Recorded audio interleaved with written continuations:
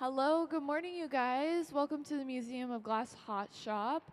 My name's Charlotte, and I'm going to be the one kind of telling you all about what's happening in our hot shop today. We actually have a visiting artist with us this week, so she's coming in, working with our glass blowers to make anything that she creatively has designed. So we are just getting started. You can see she has a little bit of glass on the end of her pipe. And we're going to watch as color gets added to that and as we continue to grow how much glass we have so that we can have more to work with. So a little bit about color. Sometimes we use these like powders that you can probably see on the table here. That's one of the ways that we can color our glass is by rolling the hot glass in that color. And it actually coats the entire outside. And then as it melts into that surface, it colors the glass. One of the other ways that we can color the glass is through those bars, which I do know that you guys kind of had the ability to see some of the things that we use in glass blowing. So those color bars, we break them into smaller pieces, we kind of heat them up, and we can use those to color our glass. So you'll be able to see we're using a lot of vibrant, fun, really interesting colors. So there's going to be a lot to see. And we're just going to be a little bit slow to start as we get things moving. But I will be keeping you updated on what's happening.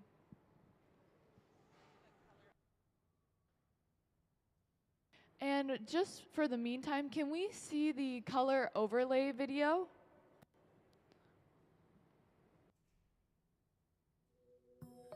The color in glass comes from adding various materials to the mixture of raw ingredients called batch. Most of the colorants are compounds containing some kind of metal. For example, adding cobalt to clear glass creates a deep blue. Tin and antimony can be used to create white glass, and gold chloride can produce a rich red or pink-colored glass. Colored glass is melted in furnaces, just like clear glass, and then is usually rolled into bars for storage and easy application. In order to apply color bar to a bubble, we first need to preheat the color to approximately 950 or 1000 degrees Fahrenheit in a color oven or garage. Once warm, the color is then picked up on the end of a punty rod using a little bit of clear glass as a support. The color is then heated in the 2300 degree glory hole to soften it and make it malleable, while another artist creates a small bubble of clear glass on a blowpipe. Once warm, the color is dropped over the clear bubble, and then using a variety of hand tools or the steel marver, the color is rolled back over the clear in an even layer. This process is called dropping color, or creating a color overlay. Depending on the project, that bubble is then usually gathered over with clear glass and blown into the final form.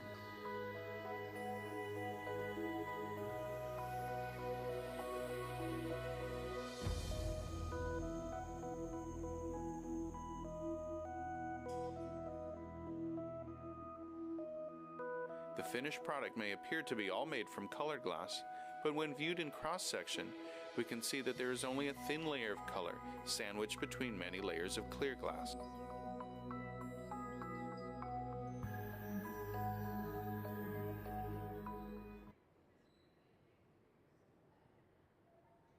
All right, so that was our video all about the color overlay process. And you can see, especially from that cross-section cut, we're able to actually see how it's just that one layer of the color that kind of changes the entire thing. So we kind of build up color by creating these layers.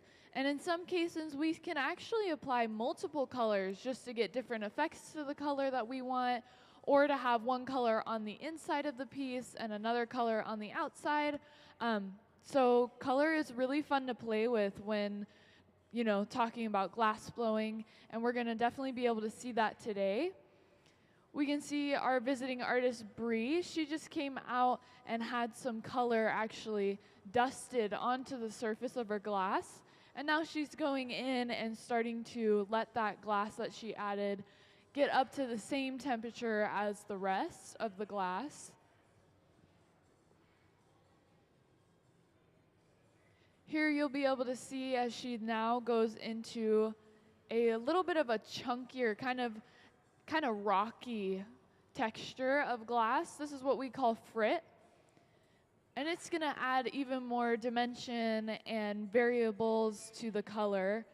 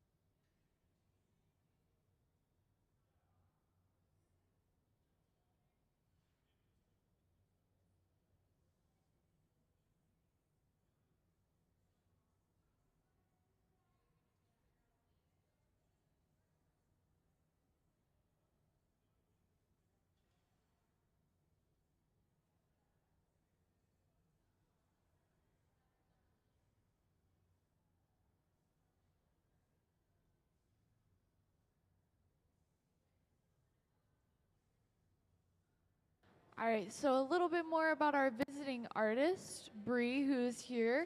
Could we go ahead and show the artist slideshow? So Bri works and she draws inspiration from her upbringing in the swamps of Florida, actually.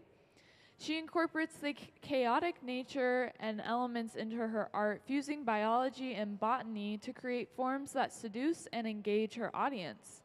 Her residency in collaboration with her exhibition, Untamed, The Anatomy of Desire, which is currently on view in our gallery here at the museum. It'll give visitors the opportunity to immerse themselves in her artistic process. So kind of just to give a little bit of a visual representation of what she's done in the past and also a little bit of background information about her. What we'll be working on today is definitely going to head in this direction of very interesting shapes and colors and forms. And we can already see that by the colors that she has decided to add. Can we go back to the hot shop camera, please?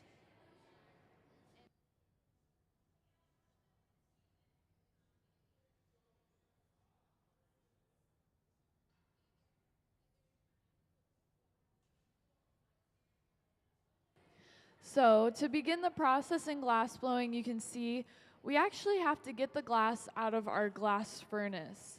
Can we show the slide about the glass furnace? The glass furnace is the big chamber that has the door on it. You've probably seen the glass blowers actually go inside and gather, as we call it, some of the hot glass onto their pipe. This furnace holds about 1,000 pounds of hot molten glass, and it is always on. We keep it running 24/7.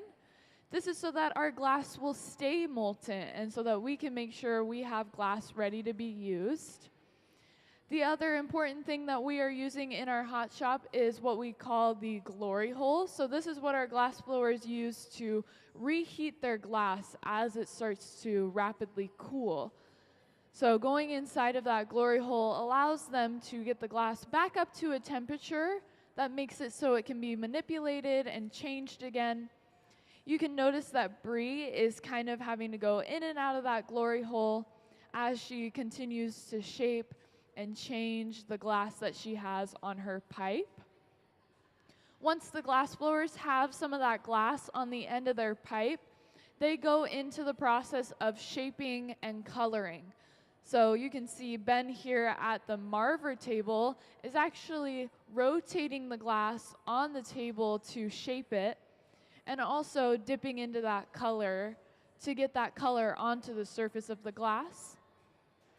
We can now see here at the bench, Bri is kind of working to shape the glass a little bit more. She's going in right now with what we call shears. So these are basically scissors for glass.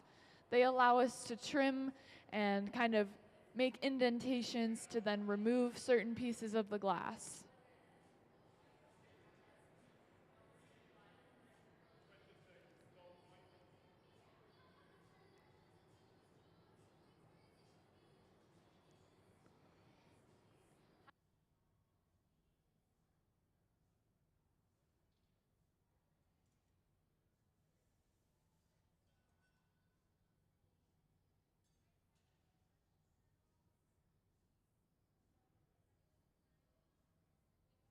And I want to point out, as it starts to cool down, we can really start to see the colors actually showing up. So when it's really hot, the color is distorted by that heat. So all you're seeing is kind of this glowing orangish yellow color. But as it starts to cool down, we can start to see the true colors start to show up again. We can see that we went ahead and they added some glass onto the piece. So Ben was preparing some glass that he then added on to what Bri already had.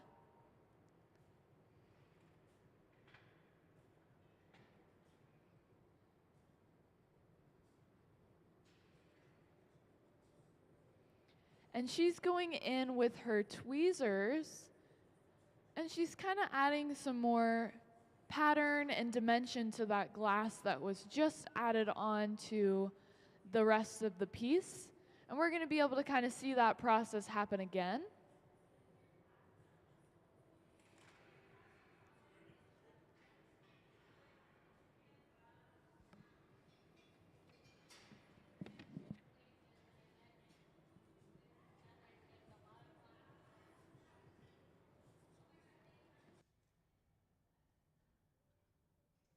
So again, you'll see she's going to go in with those tweezers and just pinch right on the edge of that glass to create some new patterning to it and some texture on the surface of it.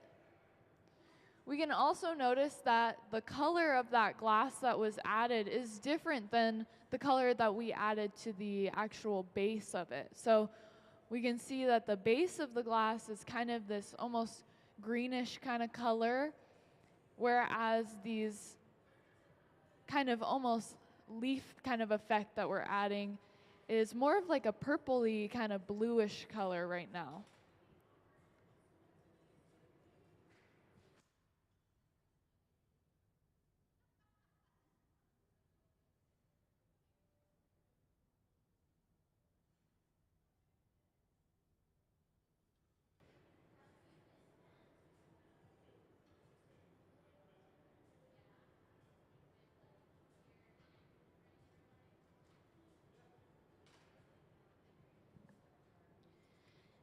And again, this kind of shape and whatever she is making does make sense when we consider who she is as an artist, how much she likes to kind of play with these ideas of biology with the botany.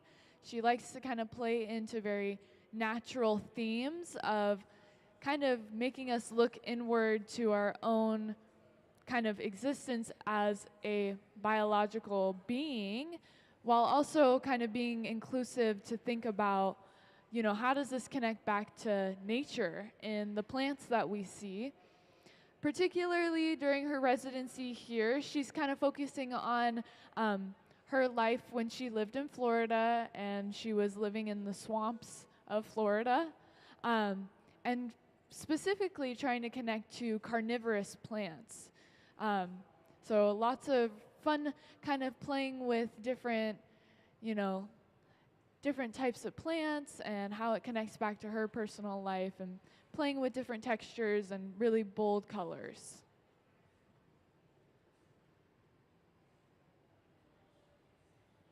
So we can see she's going in with a really hot torch right now, And she's taking that torch and she's heating up a rod of colored glass.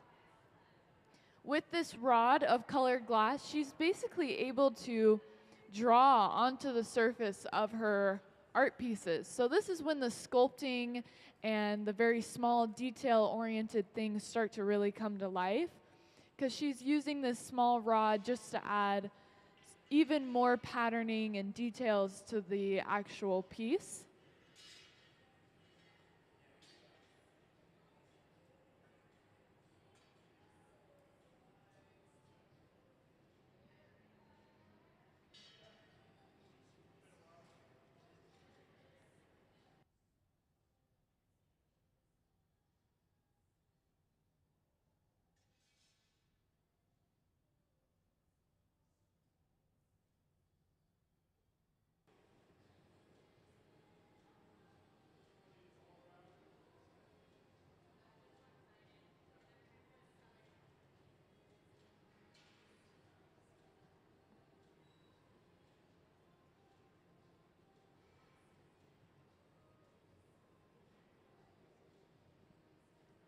And I love that we can get this kind of up-close view of what that looks like. She's going in now with actually a different color rod and is taking that and adding even more details to what she already just added with that other color. So this is a darker color than she was using previously, and she's going on top of those dots that she added and adding more dots to them. So again, just building these layers upon layers to create even more depth and even more texture and patterning to her piece.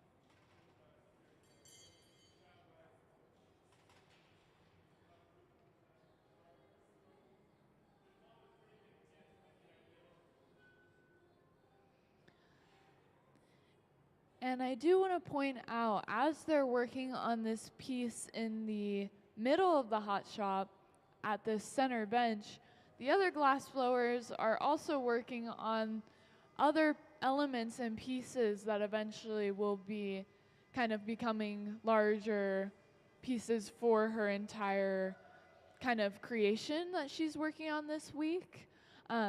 So you can see that the other glass blowers are kind of working individually, and eventually we'll be bringing it to then work on it all together.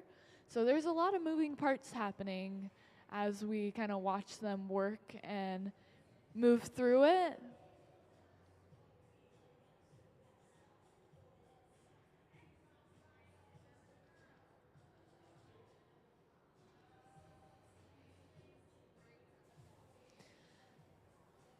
So we'll notice that now that this piece that we've been working on feels finished and is good to go, they're going to be putting it away into what we call our garage.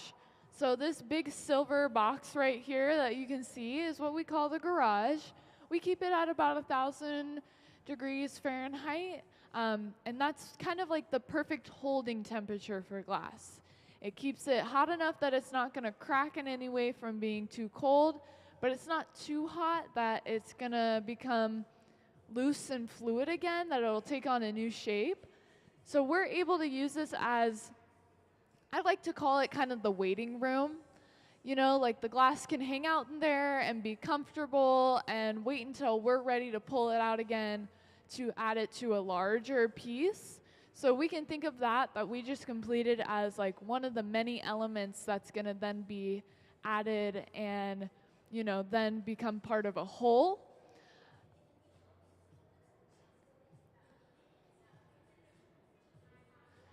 Again, you can see Bri is going into that glass furnace, and as she rotates her pipe in that hot glass, she's actually collecting some of it onto the end of her pipe.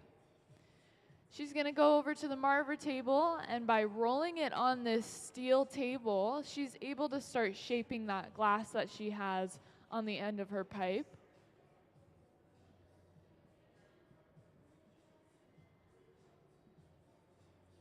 She's going to go back into the glass furnace just to add even more mass onto her pipe.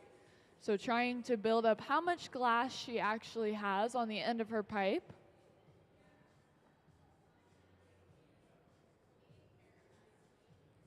And now we'll be able to see she's going into that color and kind of pushing the glass into it, letting it press into the surface of the hot glass.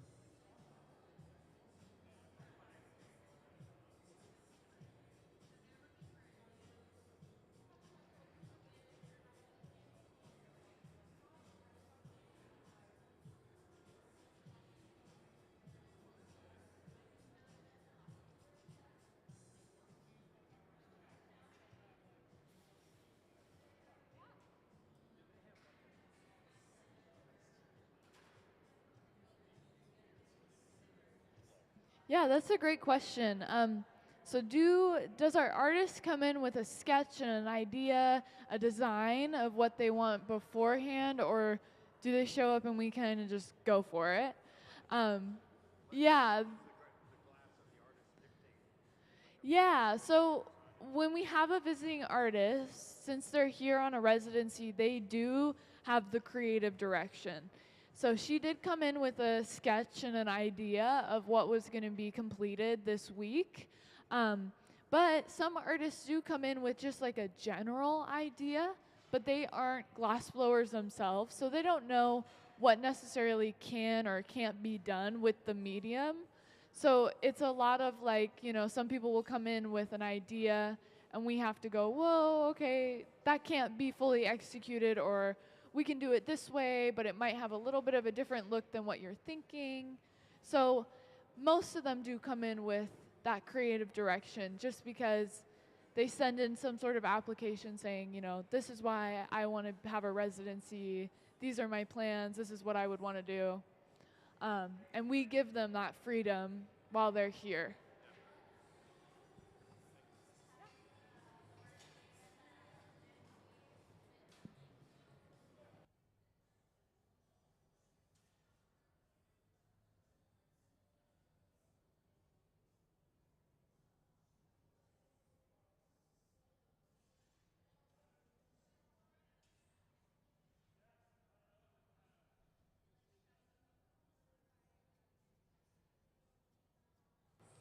So we can see that she's kind of following the same steps as before, where she is going in, getting that base color on, kind of packing it on to make sure that it's really saturated on the glass, and then going in and adding that little bit more chunky kind of glass onto just the top part, so that when she starts to stretch that glass, it'll create that same pattern that we saw with the one that she just finished. It seems like they're going to kind of do almost like a production work of it, where they kind of make the same thing to just have it prepared and ready to go, and it'll kind of hang out until we're ready to bring it out and add it to the bigger piece.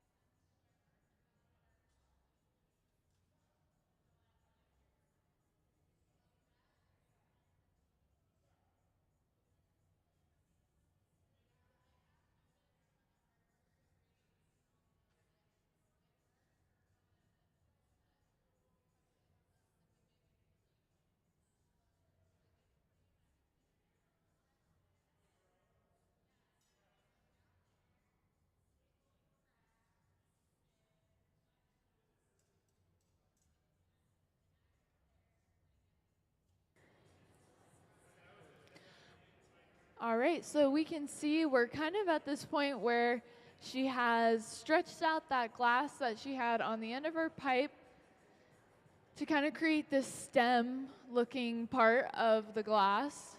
And now one of the other glass blowers, Ben, he's starting to add that color onto the surface of his glass so that he can then be ready to add it onto the bigger piece that Bri has in the center bench.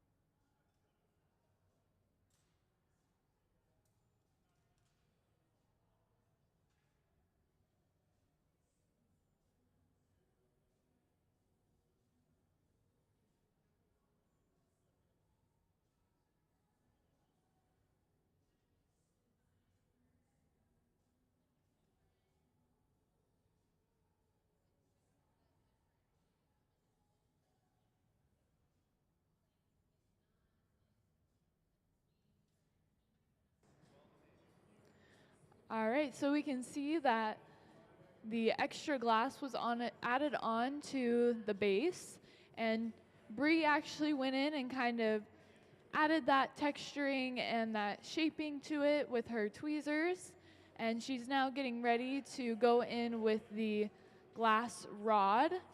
So this is a stick of colored glass that she's going to heat up with this really hot torch and begin adding some extra details onto the surface with it.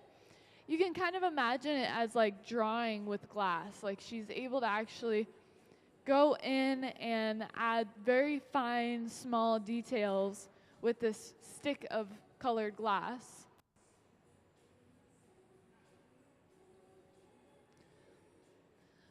So she's heating it up and I'm gonna start applying it on.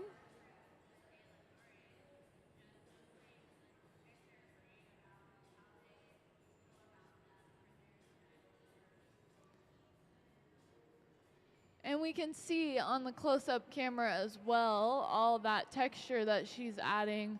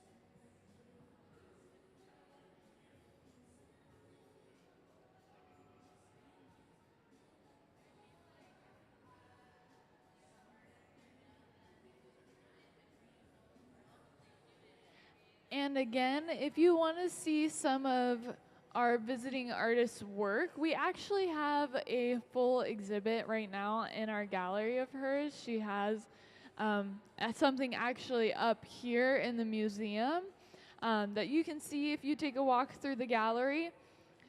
She's here creating kind of like a expansion to what she previously made, very much inspired by her growing up in the swamps of Florida, and also this kind of biological connection to the human body. So kind of playing with biology and botany, kind of mixing these two worlds together to create these really interesting, eye-catching, very vibrant, kind of abstract pieces. So I do highly suggest taking a walk through, seeing what else she's created and what we have in our gallery right now, because it gives an idea. It kind of gives a more perspective and a closer look into her process and what she's previously created. Kind of gives you a little bit more context. She's going in with a new color now, and she's going to be adding even more depth and dimension onto what she previously had added. So you can see this colored rod of glass is actually a little bit thinner, and this is just so she can get even more detail onto that. On the other side of our hot shop, some of our glass blowers are working on a larger scale piece that's actually blown. These individual pieces that we're creating here in the center are all getting kind of put away into what we call the garage. So this silver box here is our garage. It's at about 1,000 degrees Fahrenheit, and it allows us to kind of store the glass in a safe environment for it, where it's not getting too cold, but it's not getting too hot. And it allows us to be able to pull things in and out. So the stuff that we're making here in the center is going to get stored away, and then when we're ready to add it to the bigger piece, we'll be able to pull it out of there and it'll be ready to go. So it's kind of like we're preparing some pieces in the middle, and the other side of our hot shop is making a larger scale piece, and eventually it'll all kind of come together as one large, scale piece.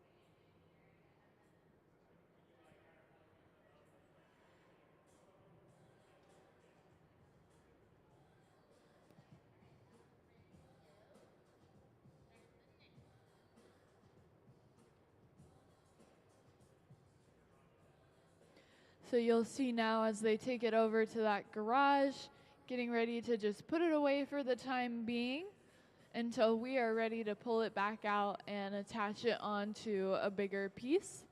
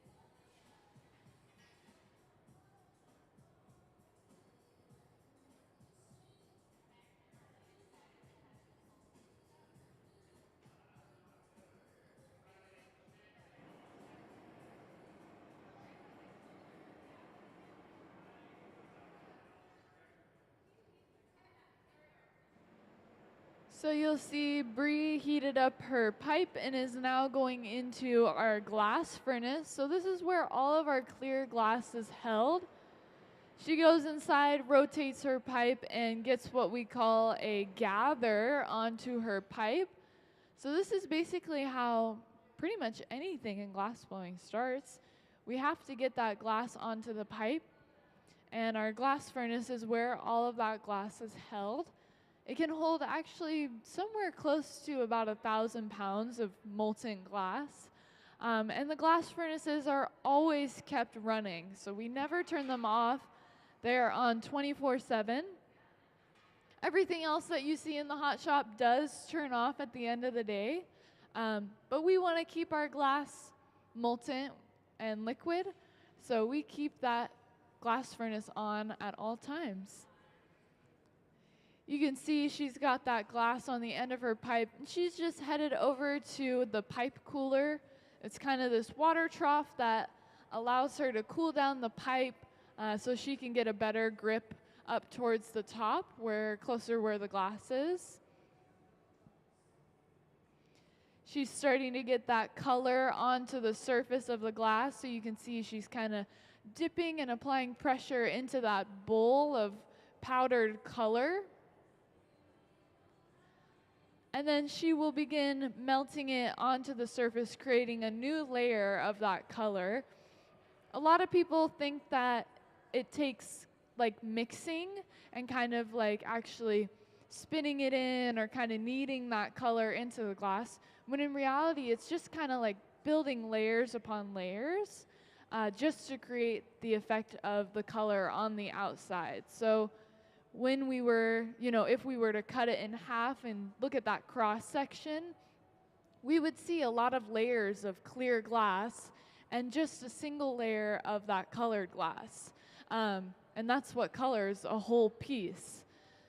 So she's going to continue to kind of roll her hot glass in that color, continue melting it to the same temperature, allowing it to create this new layer of colored glass.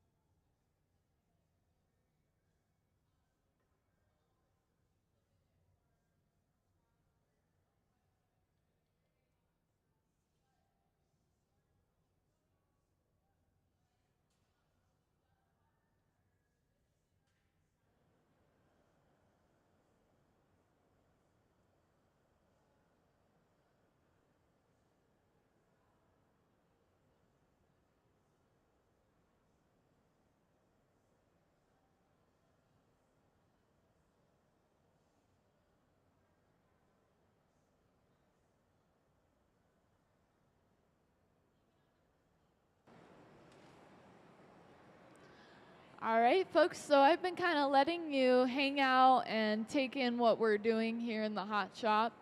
You can see we're working on another one of these kind of sculpted pieces, and then our larger piece has actually been opened up and is now kind of like a really big cup that we're working with.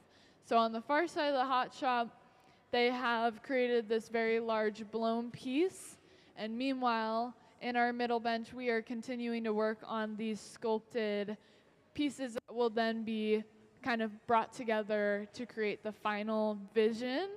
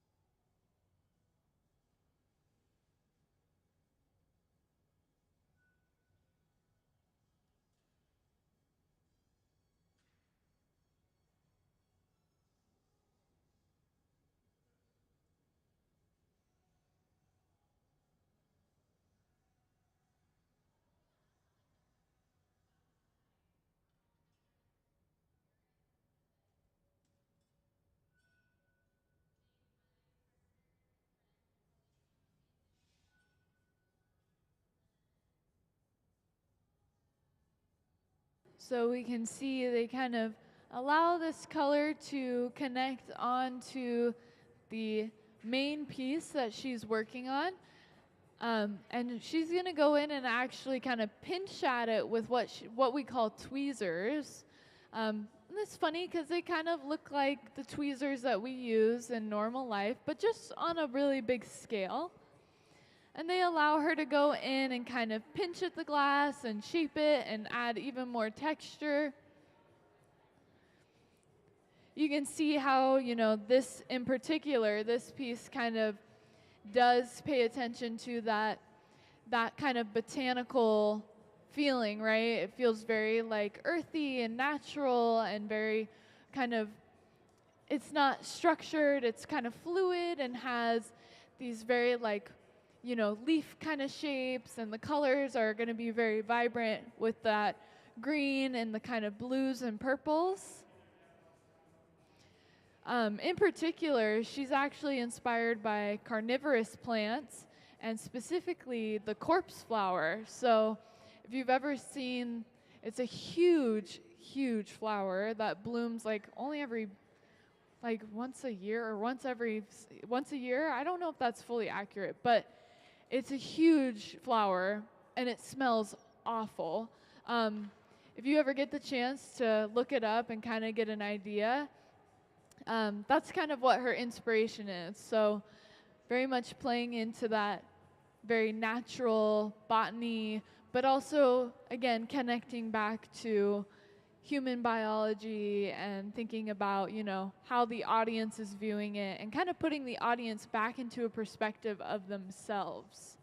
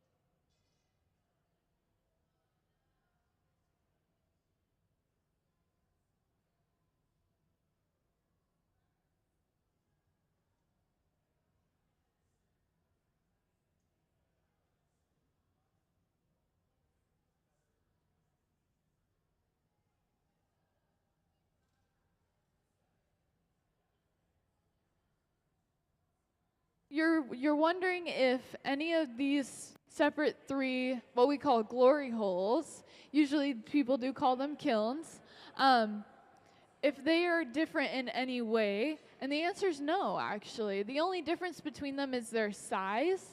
So the one in the center is one of our larger kind of reheating chambers is another word for it, because sometimes people are a little bit sensitive to the word glory hole. But that's one of the biggest ones we can use in our hot shop. We have another one that's even larger, but that's the only difference between them. We can manually go in, control the temperature to either make it go higher or lower, depending on how big our piece is, how thick the glass is. Sometimes even what colors we're using can be stiffer, as they say, and can be more challenging to heat up. But really, they all perform the same. Yeah, they have the same function of just allowing us to reheat the glass to be able to continue working with it.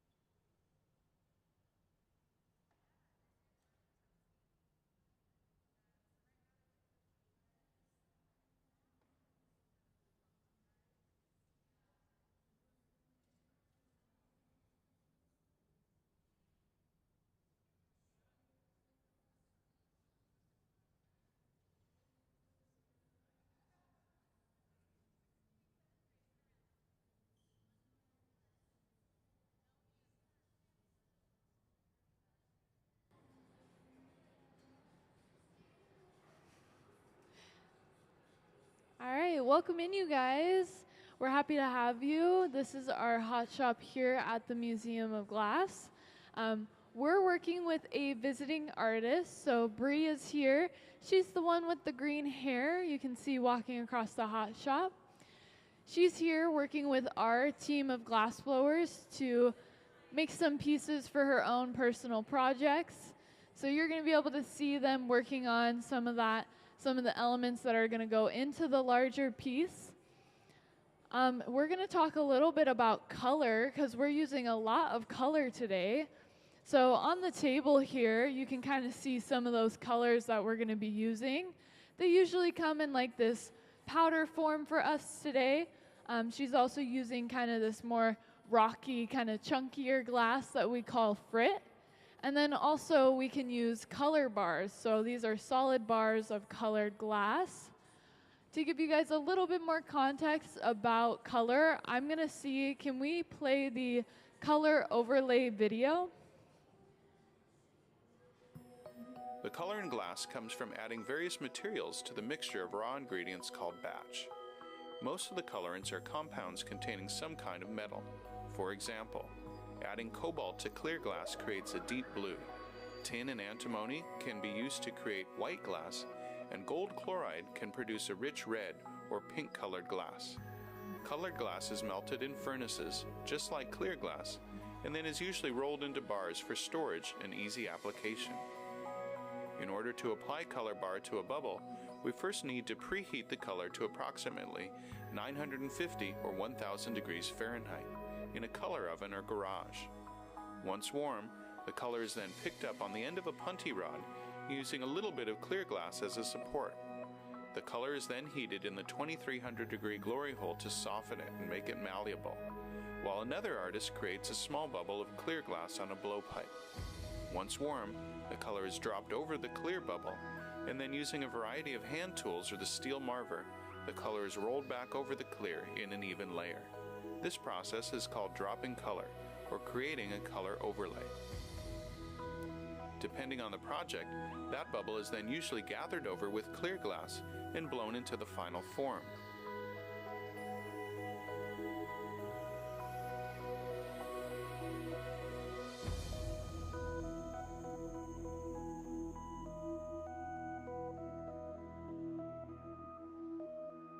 The finished product may appear to be all made from colored glass, but when viewed in cross-section, we can see that there is only a thin layer of color sandwiched between many layers of clear glass.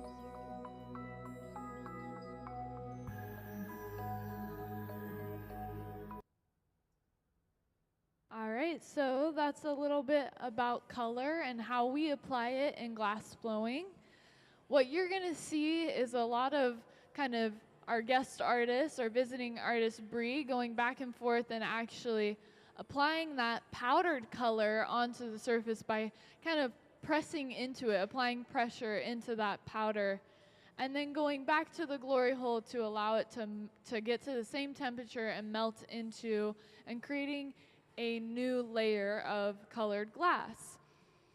We're gonna see as this chunk of glass starts to turn into a sculpted piece in a little bit here. But a little bit of information about Bri. She's here on a residency with our museum. She has actually a current gallery, part of our gallery, that shows a lot of her amazing work. She's here and is inspired by the time that she spent growing up in the swamps of Florida. So she's kind of playing with these ideas of, nature and including it into her artwork, kind of taking this biological approach by thinking about the human body and then kind of adding themes of botany. So lots of natural elements, lots of plants and flowers, and in particular, she is inspired by carnivorous plants. So the corpse flower is her main inspiration for what is being made today and for the week of her residency. We're going to be able to just hang out, watch her work on this as she continues to add color to the piece. And eventually we'll start to see it get stretched out and kind of take on this kind of viney, very like leaf form. Again, going back to her inspiration for the week.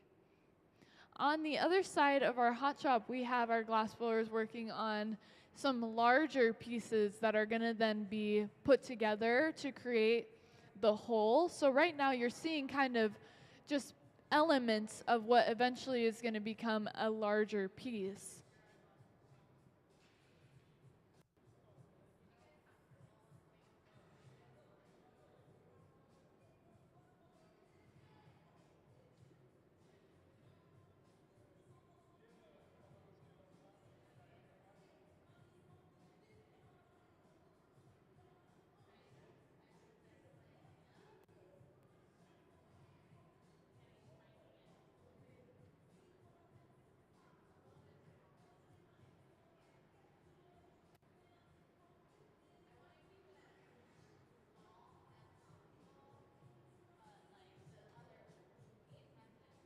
So if you look, you can actually see Sarah's coming by with actual blown glass. So this is different than what we're working on in the center of the hot shop.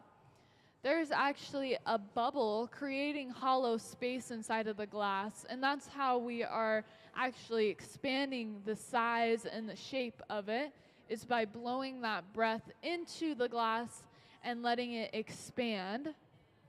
You can see she's coming out with all that glass, a fresh new layer of hot glass as she takes it back over to the bench to continue shaping and working on it.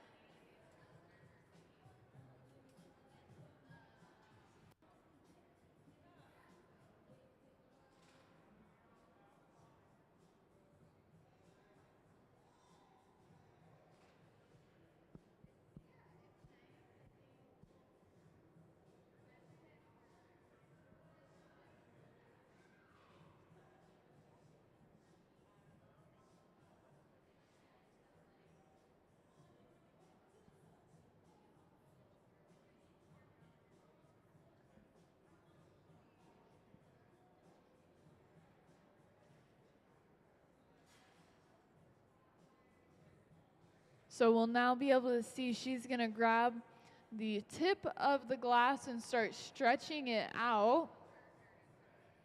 You can see how when the glass is hot enough, we're able to really manipulate and change it and actually kind of stretch it and curve it. But as it starts to rapidly cool is when it starts to get really stiff and turn solid again. And so we have a very small window of time where we're able to actually manipulate and change that glass before it starts to get too cold.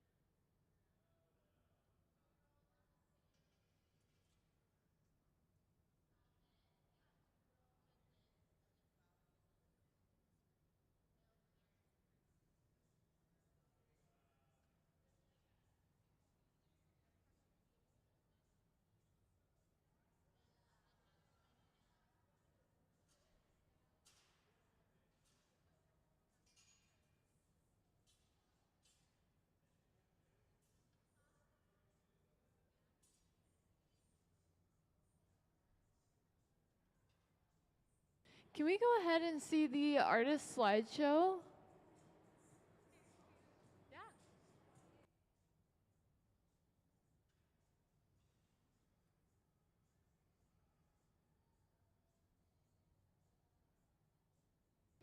So the artist slideshow helps give you kind of a little bit of a clearer idea of what previous work Bri has done in the past.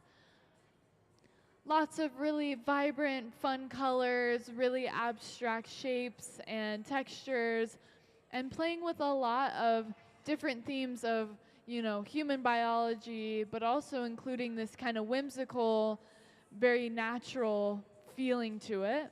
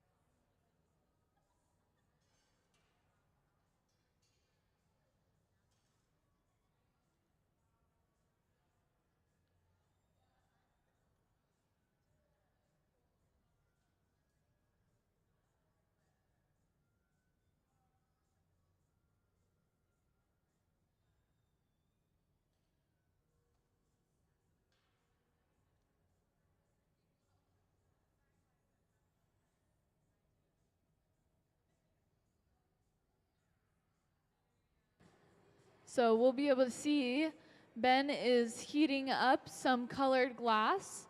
This is kind of a purpley, kind of bluish color that Bri is going to be adding to the top half of this kind of long, kind of skinny stem almost.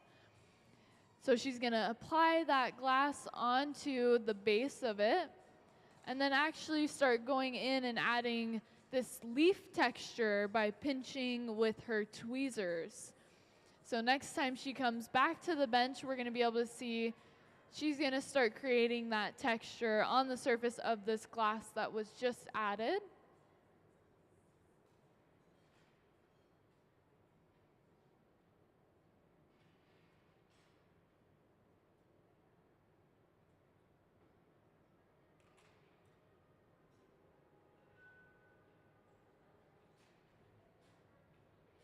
And then again, repeating those same steps, but on the opposite side.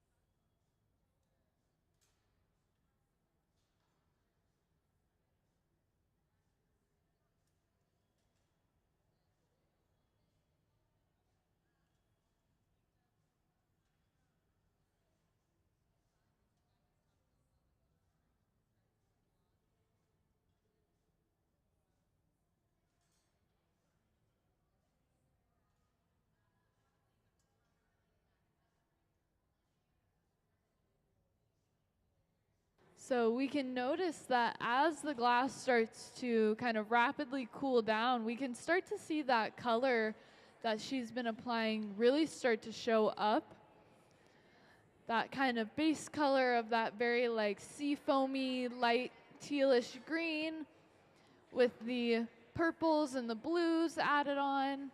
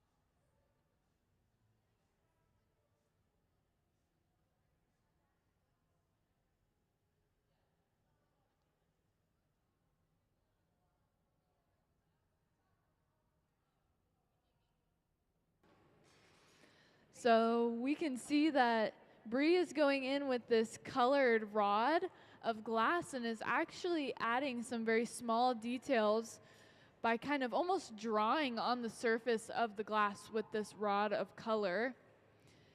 You can see she heats it up with that really hot torch and then goes in and actually applies these little tiny details. And she's going to continue to add these different spots onto the surface and actually start to go in with this secondary color to create even more depth, dimension, and texture on her piece.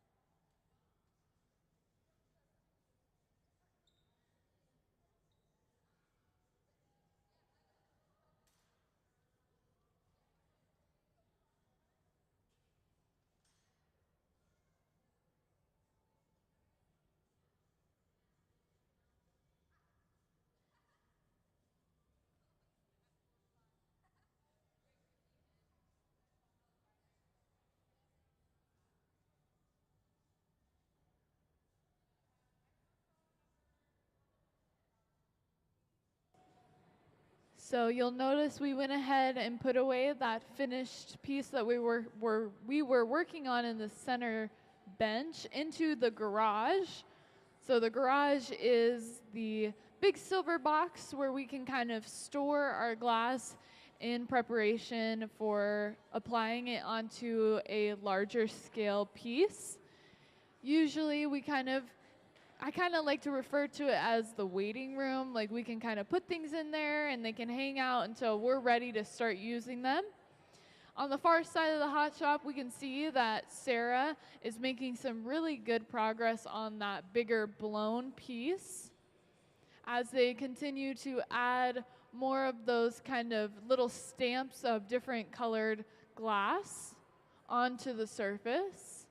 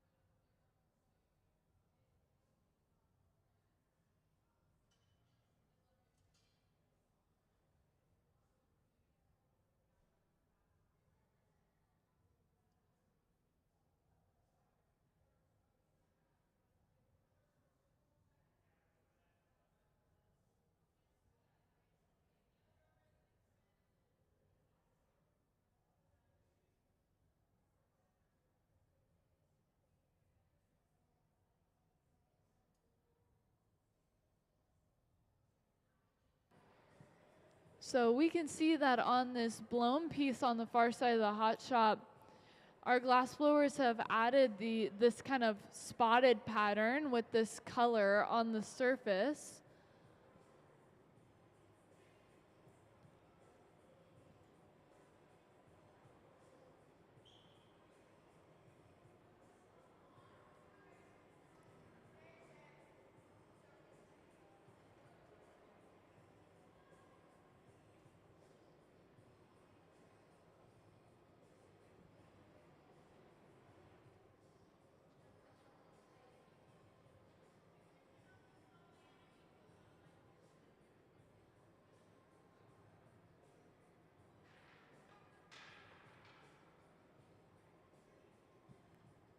And we can actually see our glass blowers are going in and kind of pushing those different little spots of color into the surface of the glass even further. We're using the back end of the tool that we call our jacks to actually apply that pressure and push that color into the surface.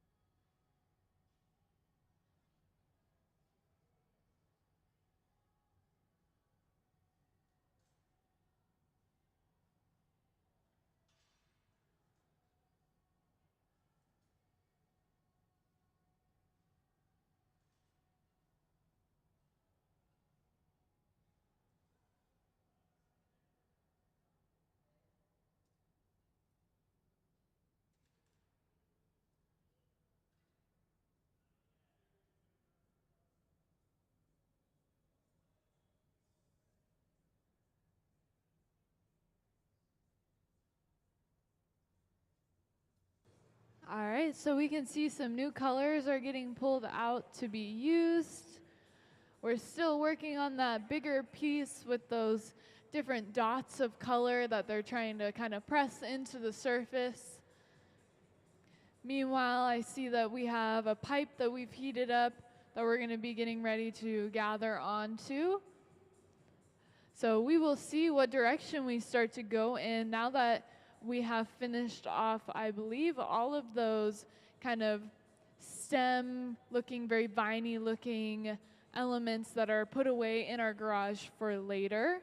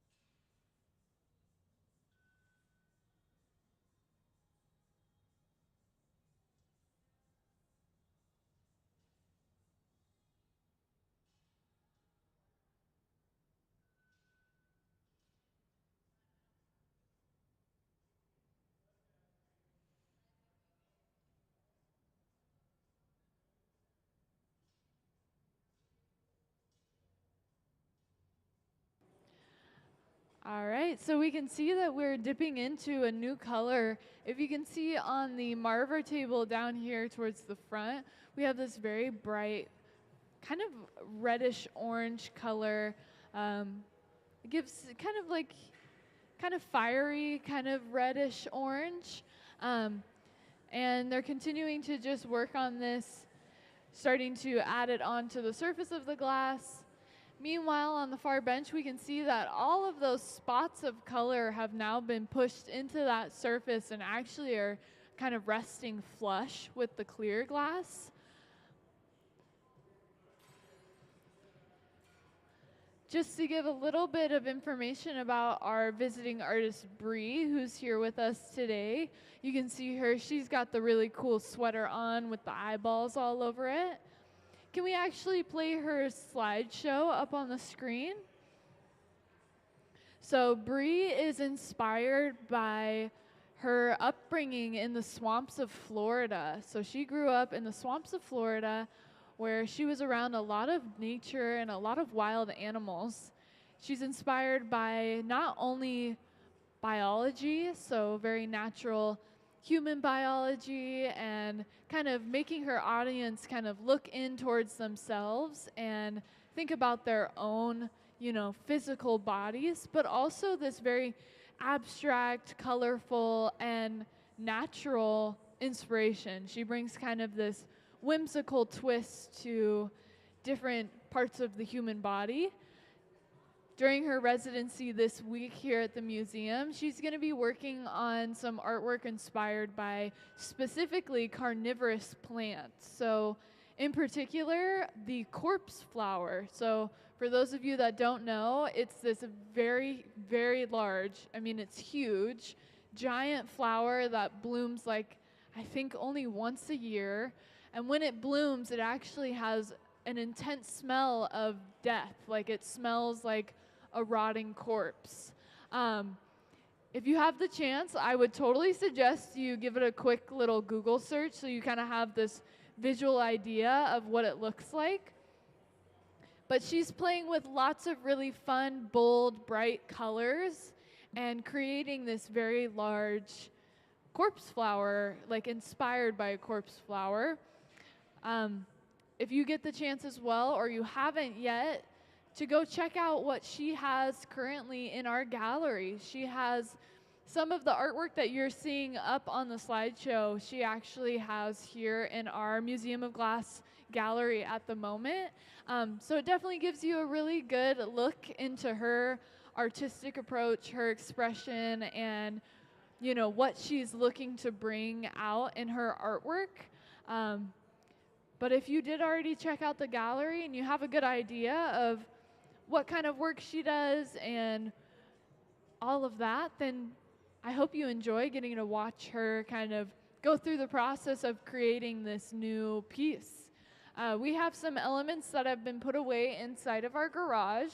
So they're basically kind of in this holding space where eventually we'll be able to pull them out and attach them to a bigger piece.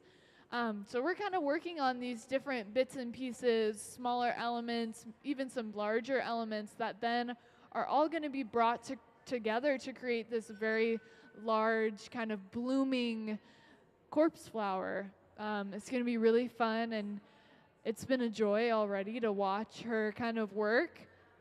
She does a lot of really cool, detailed little pieces. Like she actually goes in with a rod of color and kind of draws on different textures and patterns to create even more dimension and texture to her pieces. So we're very happy to have her here, and we hope you guys are also enjoying being able to watch her work. We'll be keeping an update on what's happening, but for the moment, we're kind of just cruising along, continuing to make some of these smaller elements that'll be a part of the bigger vision.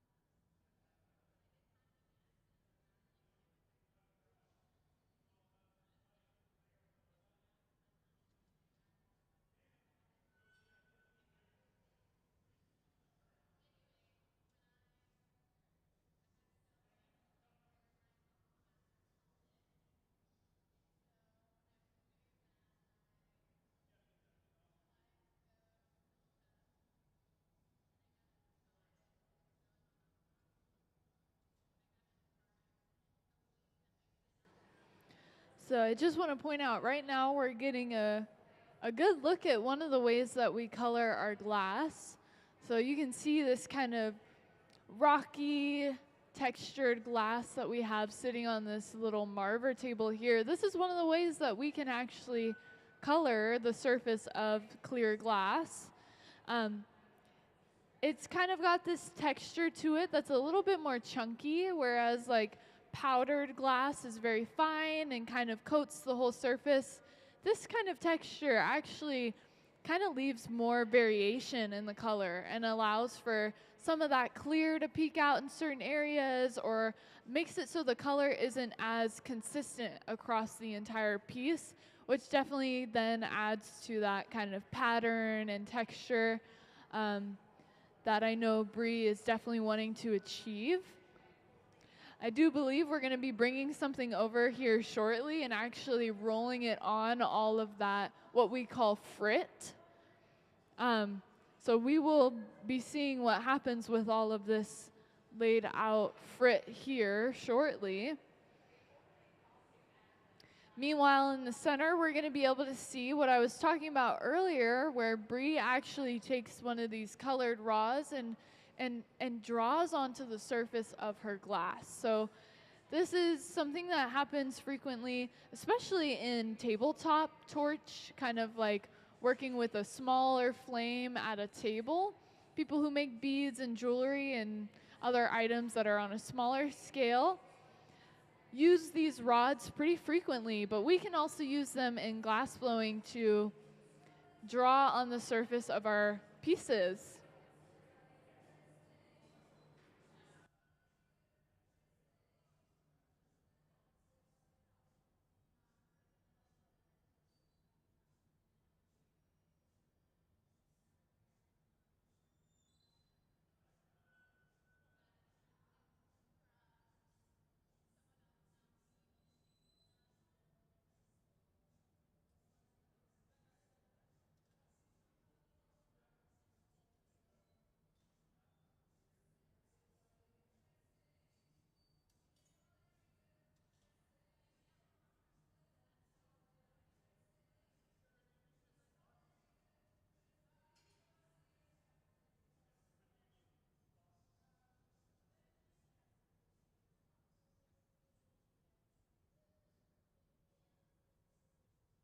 So you'll notice we're taking that big blown piece with all of those different spots of color, and we're going in and actually gathering a new layer of hot glass onto the surface.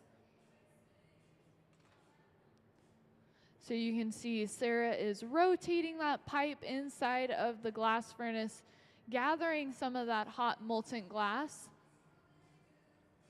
For those of you sitting on that side, you'll be able to see that she's just going over and going to cool down that pipe in a water trough that kind of spits up water onto the pipe and allows us to cool it down.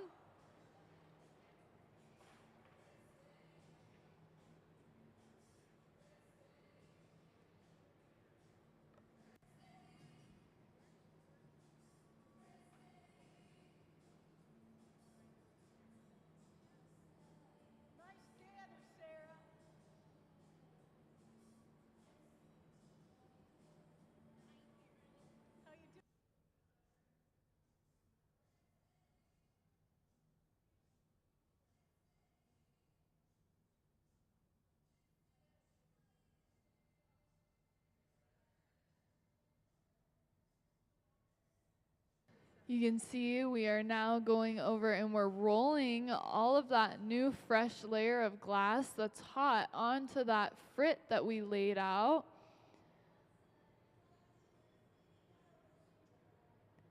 So you can see how it just kind of coats the outside and creates a new layer of color, but it still leaves some good gaps in between so that we can still see the pattern that we added on the other layer of those different spots of color through this new color that we've now put onto the surface.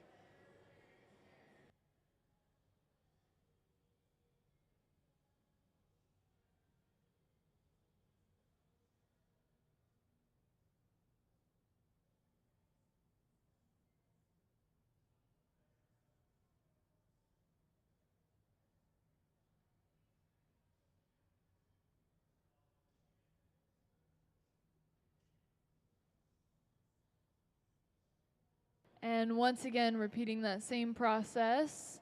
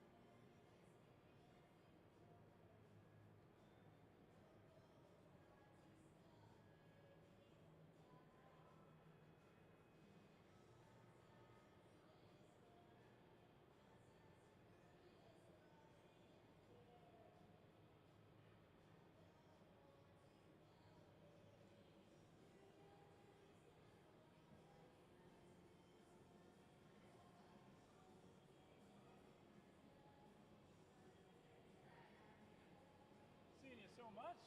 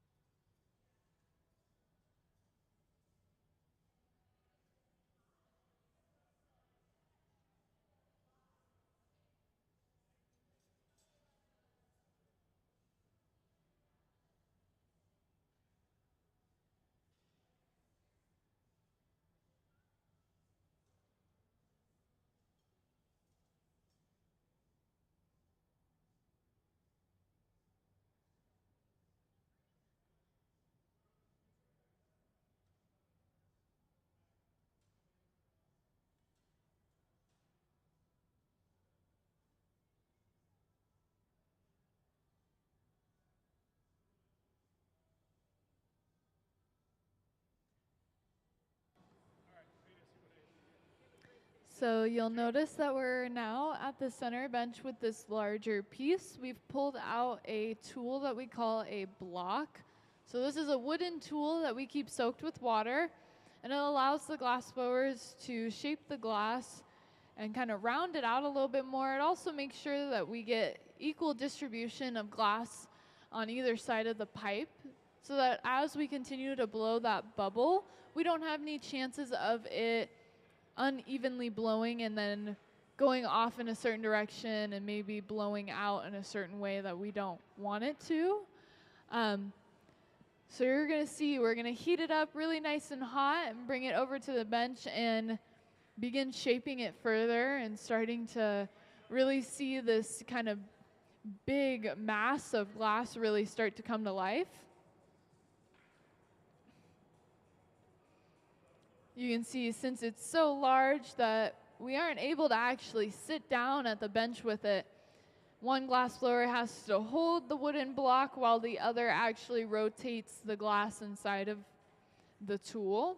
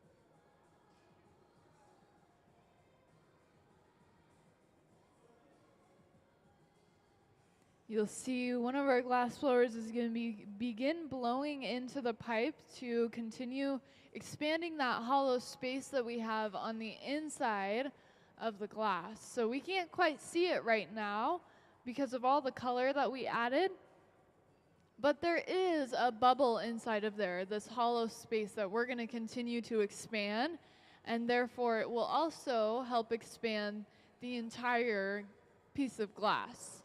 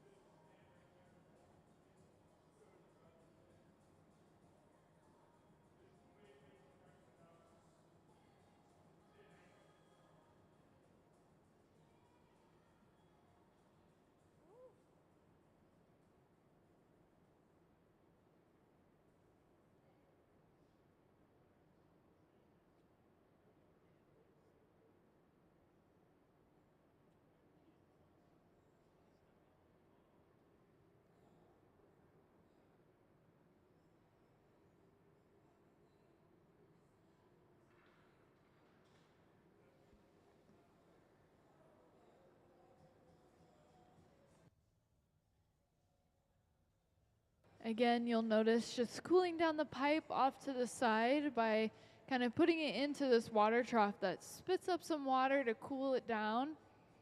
This is just so our glass blowers can actually have better grip up towards the top of the pipe.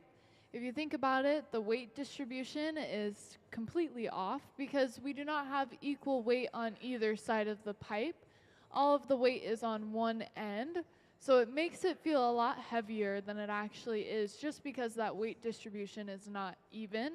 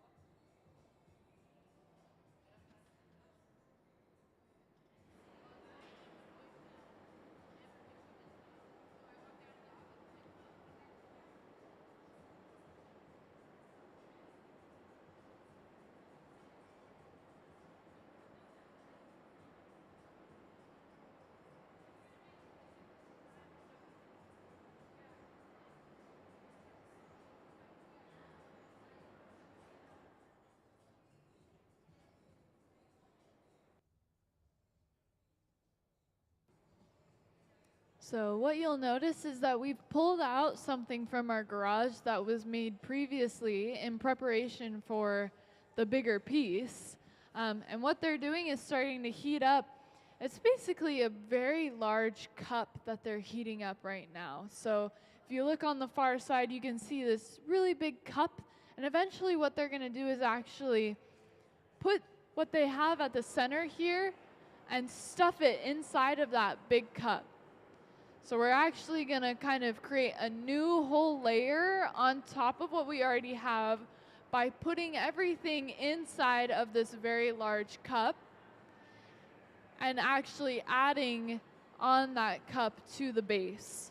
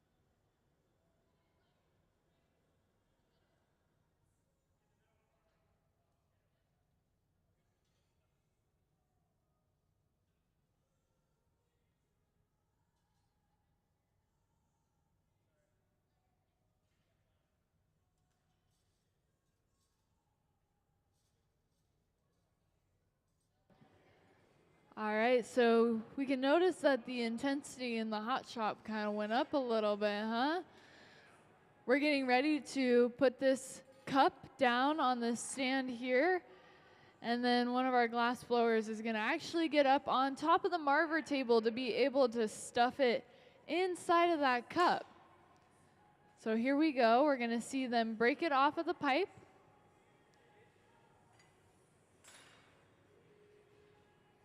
As Ben comes out, he's going to climb and get ready to, oh, he's going to do it from right here. Perfect. And go ahead and put that glass right inside of that cup, allowing it to fill the entire thing.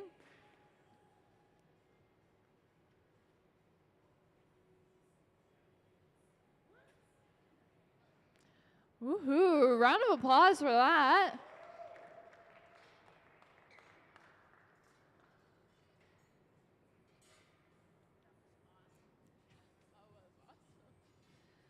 So now that they have successfully done the stuffed cup, we're going to see them start to make sure that the edges get incorporated and that they can actually make sure that everything is sealed, and then begin starting to shape it out and continue the process of trying to finish this large piece.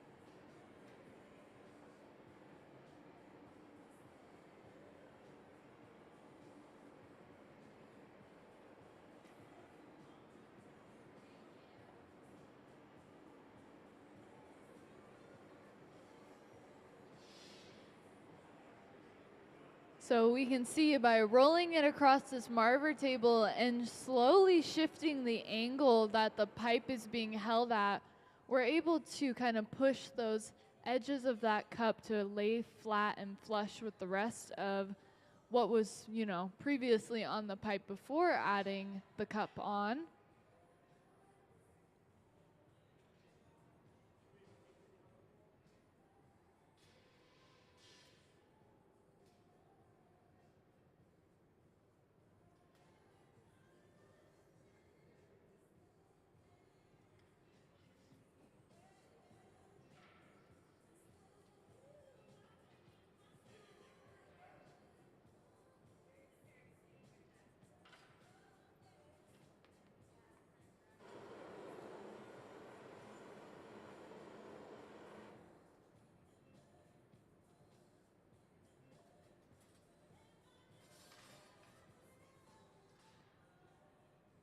You'll notice that we actually heat up the jacks that we're going to be using in a moment here, and then actually lubricate them with a little bit of wax so that they can actually glide a little bit more seamlessly on the surface of the hot glass.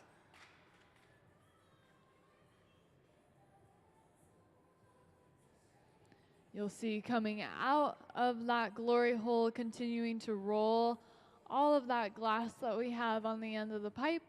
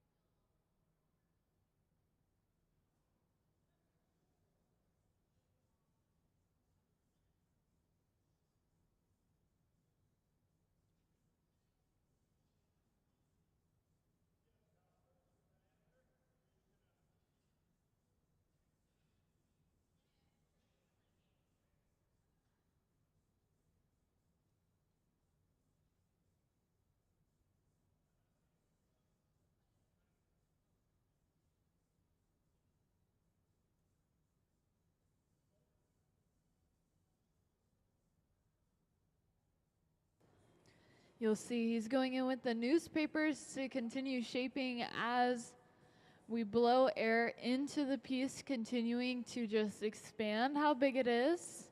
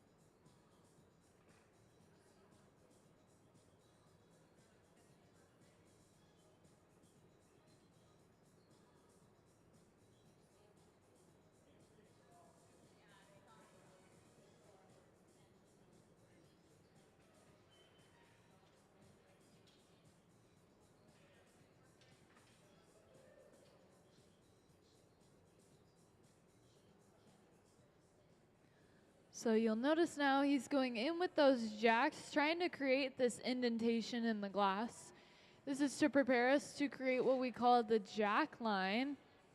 So it's kind of like the neckline of the piece. It's creating this weak spot in the glass where eventually we'll be able to actually break it off of the pipe from.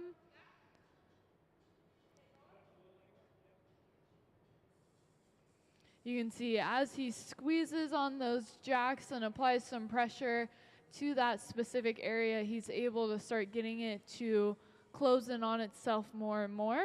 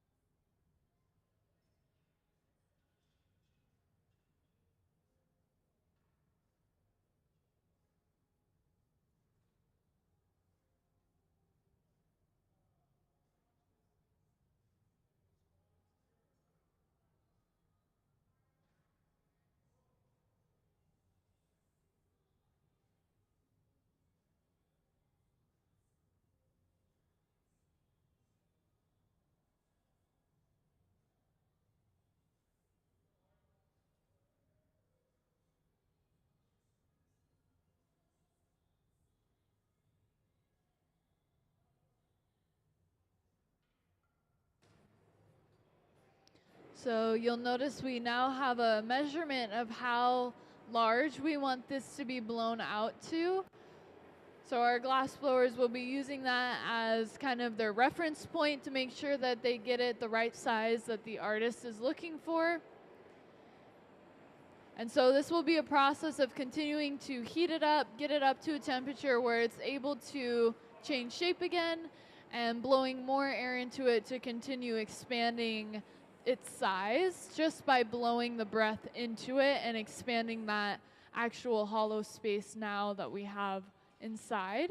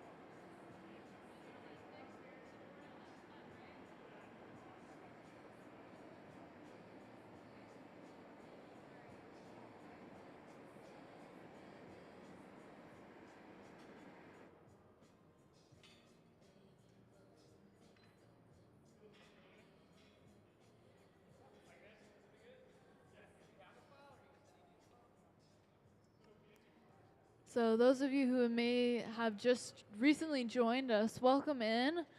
You came in at a time where we're kind of in a high intensity moment with this really big blown piece that we've been working on for a little while now. We're here with a visiting artist. Bri is here, so she's got the green hair and the braids. She is the creative direction for this week. She's inspired by her upbringing in the swamps of Florida, and specifically the nature and the wildlife she was raised around. This week, she's inspired by carnivorous plants, and in particular, the corpse flower. So if you haven't ever looked it up or seen what it is, definitely give it a little Google search. It's crazy. It's a massive, huge flower that only blooms, I think, once a year, and it smells awful when it blooms. It smells just terrible. But she's very inspired by it, using very vibrant colors, again, very true to her art and who she is. Alongside that is just, lots of textures, playing with a lot of patterns and kind of creating a lot of dimension within that world. So you can see the colors starting to show up on this big blown object that we've made. But I do believe that she gave it the approval. It's the size that she's looking for. It's the shape she's looking for. So pretty soon here, I think we're going to actually be breaking it off and putting it away into our annealer, where it will safely and slowly cool down to a room temperature.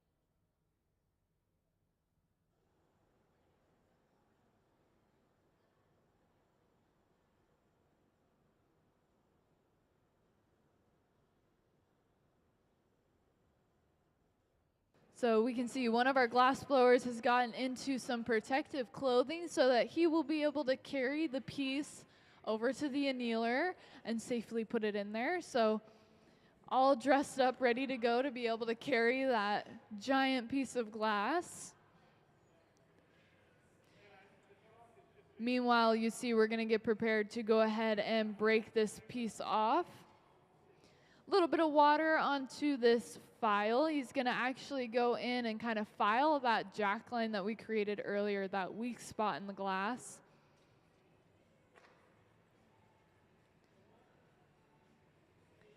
Getting ready to tap it off now.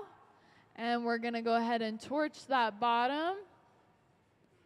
The opening, you can now see how thick that glass is before it actually is the opening. And off to the annealer it goes to be safely put away. Let's give her a round of applause. That was incredible.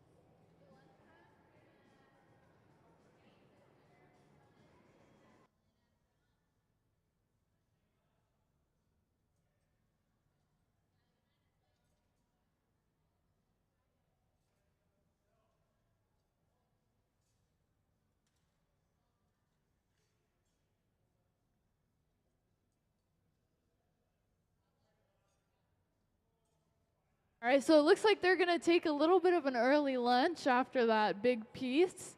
So we'll be back in about an hour. The time will get posted on the screen, so if you want to come back after our lunch, maybe you go check out Bri's work in the gallery, and then maybe go get yourself a little snack and then meet us back here. We will be back sometime before 2 o'clock. Otherwise, thank you so much for joining us. We hope to see you again soon, and thank you again to our visiting artist, Bri.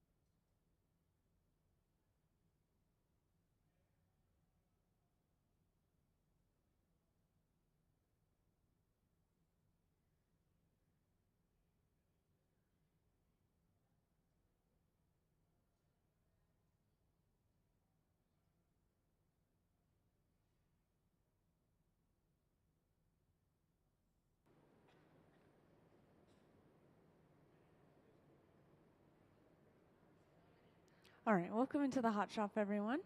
If you don't already know what's going on today in general, I'm just about to give a little overview, talk about who we have here and what's going on the Hot Shop floor.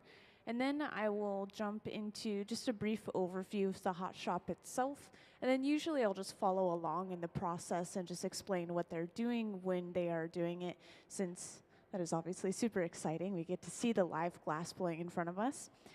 But today is pretty special. This is the first day of our visiting artist residency. Today we have Bri Chesler. She's the one with the bright green hair, kind of close to the middle of our Hot Shop floor.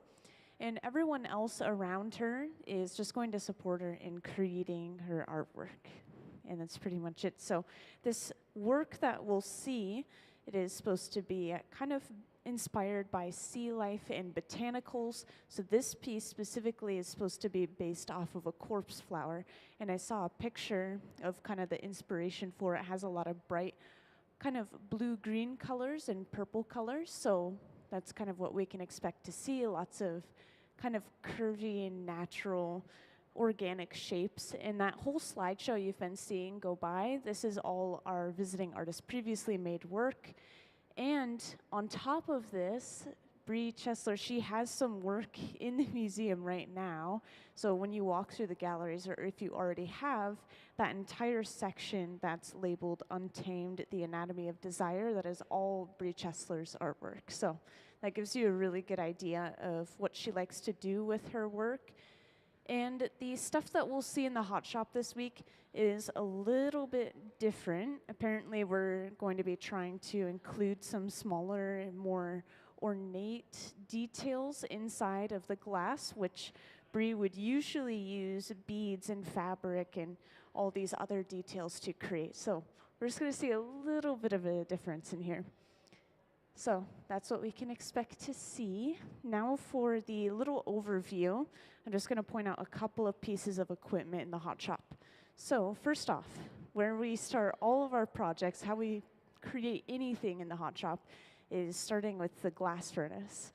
These glass furnaces are the large tanks with the closed doors. We have one on the left over there, and I think we're using this one on the right today. And these hold ceramic crucibles filled with molten glass. And I like to think of it as like a honey pot. All we're doing to get the glass is stick a heated pipe inside of it, kind of at an angle, and then we turn, and it picks up a ball of glass on the end.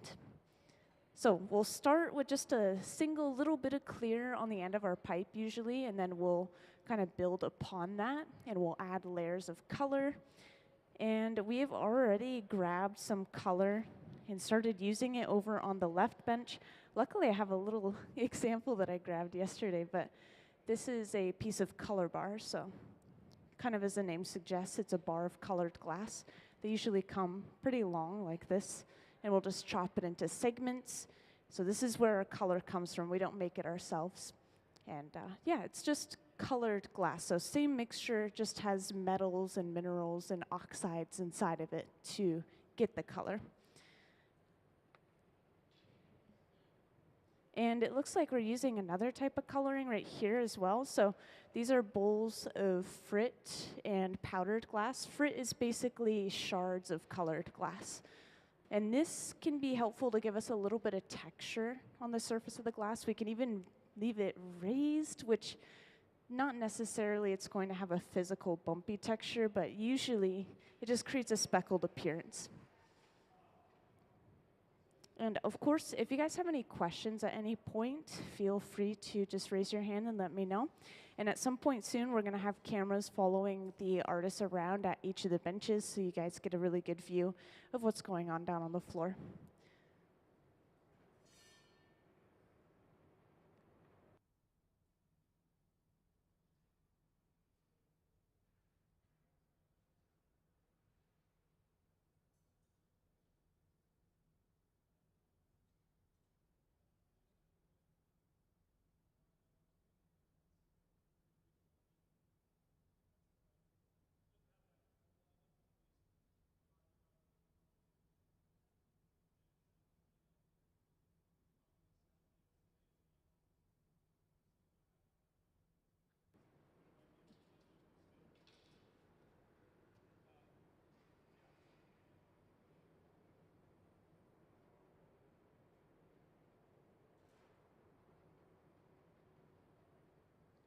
So Sarah has a single gather, kind of measure and gathers, just a single layer of clear on the end of the pipe. And this is one of our hollow pipes, so she's just blown into the end of it. And this is kind of magical. It's kind of hard to learn when you first start, but she's immediately covered the end of the pipe with her finger, and this pushes the air forcefully into the glass, which has started a bubble.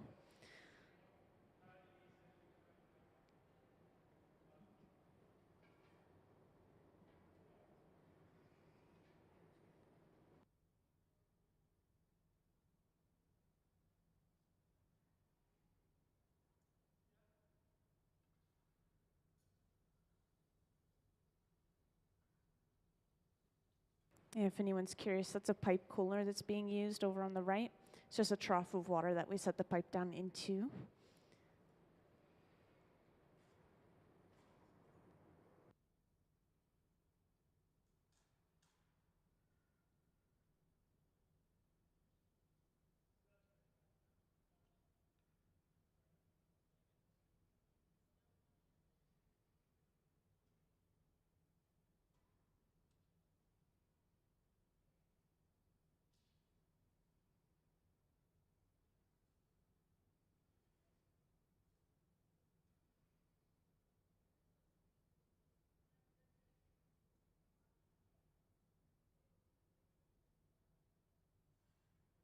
Oh, and I wish we had a better view of this. So what we're doing over on the left bench, you can kind of see this pipe up in the air. We've melted down a piece of color bar, like I showed off earlier, this solid piece of colored glass. Melted it until it's kind of uncontrollable, softer than a putty, a little bit harder than a honey texture. And we've quite literally dropped it on top of that bubble that you saw made right here. And what this is going to do is we'll spread that color over top of the bubble, and it's going to create a layer of color across the entire blown piece without having the piece be 100% color all the way through. And this is what we do for a lot of different blown pieces. If you were to cut a piece maybe this way usually, you'd be able to see cross-section rings, almost like a tree. You'd see those layers of clear and color kind of sandwiched together.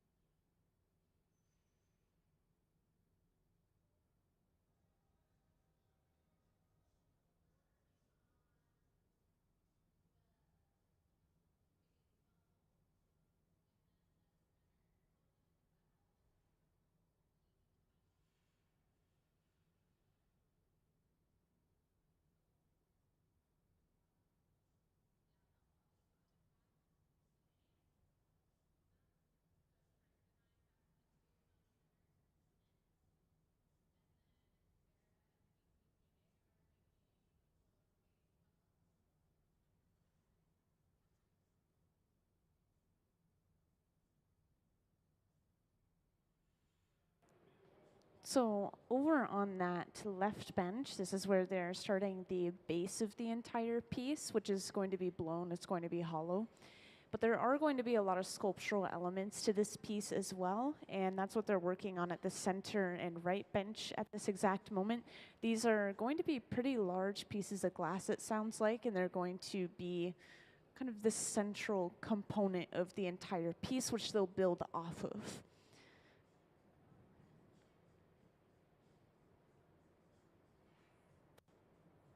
And I think I see some new faces here and there, so I just want to give a brief recap as to what we have going on in general. So once again, today we have visiting artist Bri Chesler. She's the one who's been working at the center bench right here, that green hair. And everyone else around us is basically supporting her in creating the artwork that we'll see during this entire residency. And this piece that we're working on specifically is based off of sea life and botanicals, specifically a corpse flower, and it's supposed to kind of play with fear a little bit, but also be really beautiful and whimsical, which is really exciting. So we're seeing multiple components for this singular piece being made all at the same time. They are all going to come together physically in the hot shop, which is really impressive. It's hard to attach so many components together and keep them all at the perfect temperature.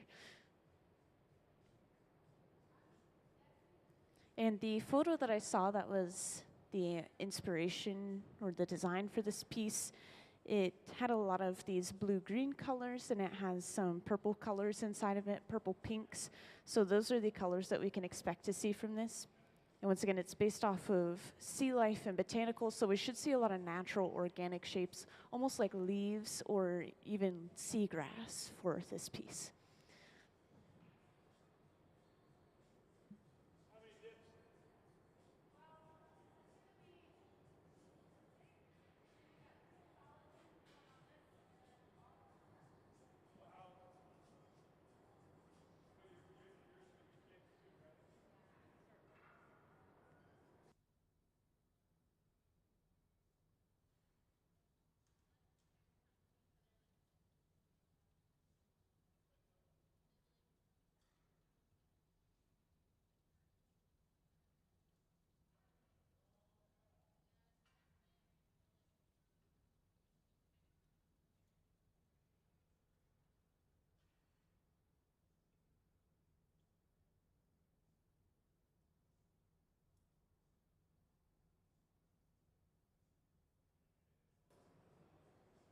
And could we check out the left bench, please? Oh, okay, so we have two really interesting things going on at the same time. Up on the screen, I've just asked for a view of the left bench where we're adding these small bits of what appears to be maybe blue glass to the outside of this bubble. So once again, this is a bubble of glass that is going to be blown out even further and is going to be completely hollow base for our piece. And we also just stuffed this solid glass inside of a mold at the center bench. And this is an optic mold. It has all these ridges inside of that mold on the floor, so we now have those ridges on the glass. So just a couple of important details that are coming into the piece.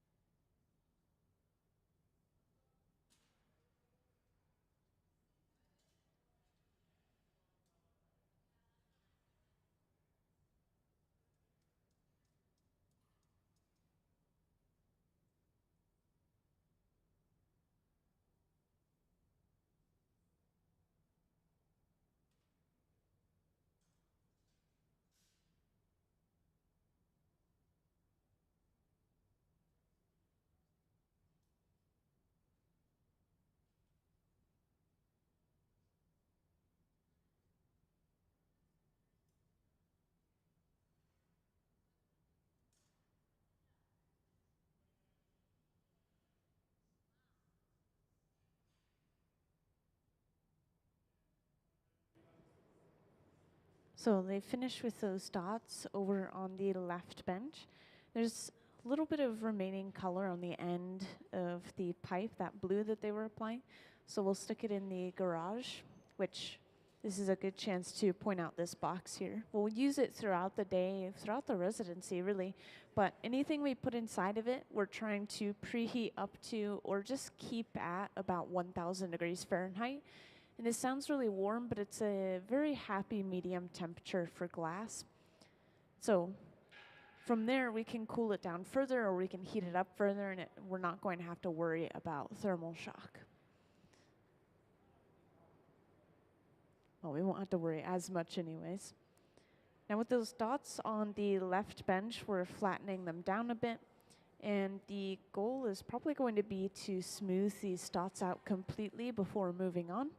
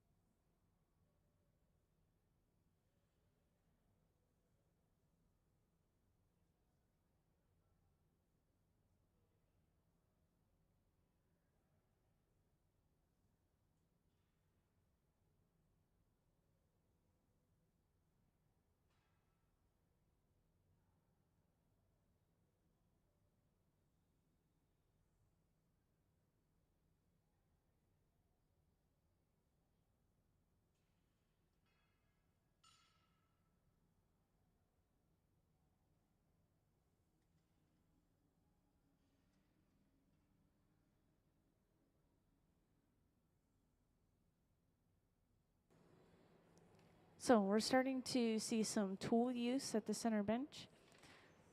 Bri has gone in with the jacks, which are those two metal blades that she's kind of holding up and down. And these ones, I always point out, are pretty important. We use it to create or start the jack line, which is a divot in the glass near the pipe. And we'll break the entire piece off from the pipe from that point later on. We'll always create this before even finishing the shape of the piece.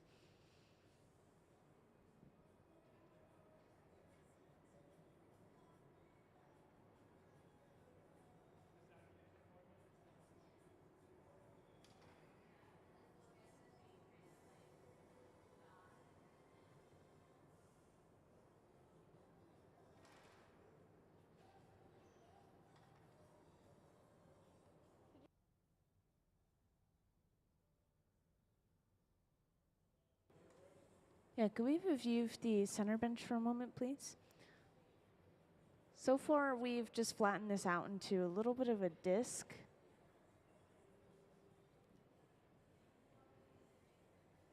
And I know it's really hard to see the colors right now, by the way. I want to point out that some colors look completely different when we're working with them in the hot shop. So on top of that, when the glass is molten through, it's going to glow like lava. So it's going to appear maybe orange, maybe even yellow, depending on how hot it is. And then as it starts to cool down, it may still not be quite the exact same color as it will be when it cools down. For example, reds, they'll tend to look gray or brown or black when we're working with them in the hot shop. But when they fully cool overnight, they turn back into that bright cherry red. So just interesting little glass fact, and just to help understand the coloring process a little bit. But yeah, we do usually start with the color that we want.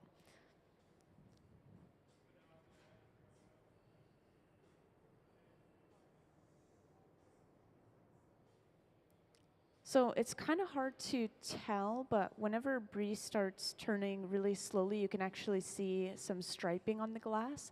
And that was achieved using the mold that we used earlier. Once again, that optic mold, which had all those ridges on the inside of it. And the ridges basically pushed the glass onto itself, so it folded every now and then on those little notches. And it created areas of richer color. And that's why we have those stripes or striations in the glass.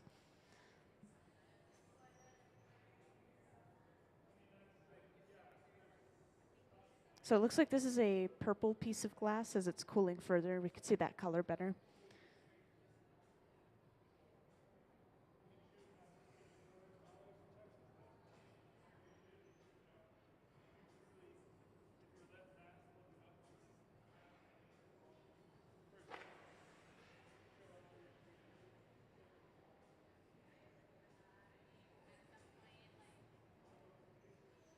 Oh, and this is really fun. So we don't see this super often, but we're just going in with a smaller handheld torch now. And this is basically flame working in the hot shop. Flame working is when you're using just a single torch. Sometimes you'll make jewelry or beads, and then sometimes you just do small scale work in general using flame working. So we're using this torch, which can get up to about 5,000 degrees Fahrenheit, apparently. Super impressive amount of heat. And we have a rod of colored glass, which usually we'll use stringers, which are really thin, almost strand pieces of glass. This is more like cane, which is kind of a pencil thickness. And we're creating dots along the rim of the entire piece.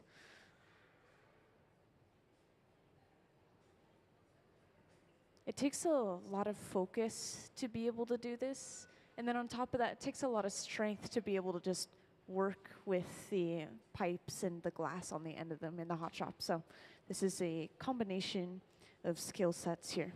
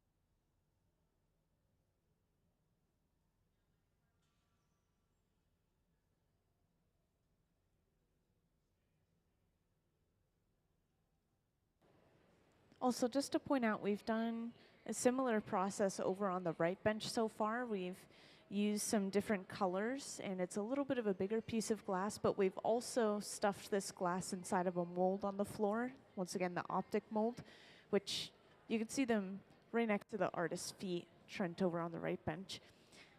And yeah, so now we have those ridges on the outside of this glass, and we'll go through the process of heating this up and rolling it on the marver, which is that metal table. It's slowly pushing all those ridges together and creating those stripes of richer color, just like our piece at the center bench.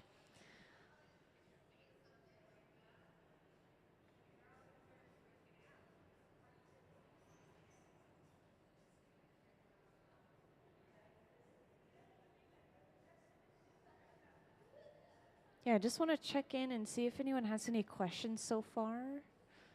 I haven't really gotten a ton of questions yet, but yeah, anything, even if it's for or about the visiting artist, I can always ask her questions.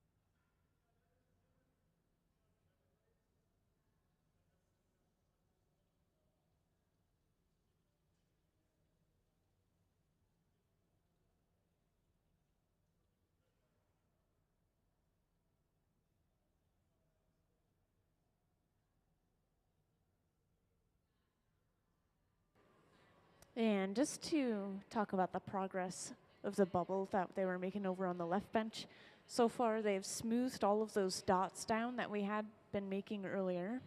And then they gathered a single layer of clear over top of that. Now they're gathering the next layer of clear. And when we're gathering layers of clear, this is mostly just to build up some mass for the piece more than anything else, but it is also covering up that color, which can protect it.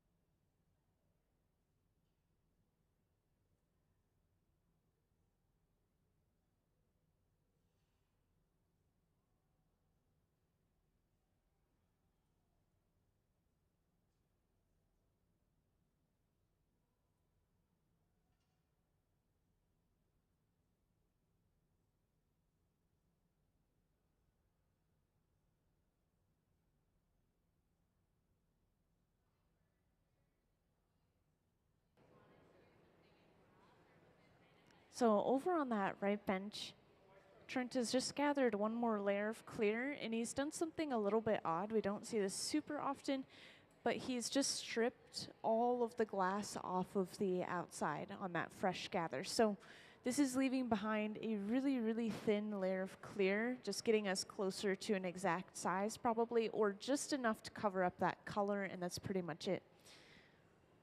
And this leftover bit of clear, as long as he didn't get any color inside of it on accident, this can just be reused. We'll throw it back into the furnace and melt it down again later on. So we have specific buckets for the leftover clear, like he's just used now.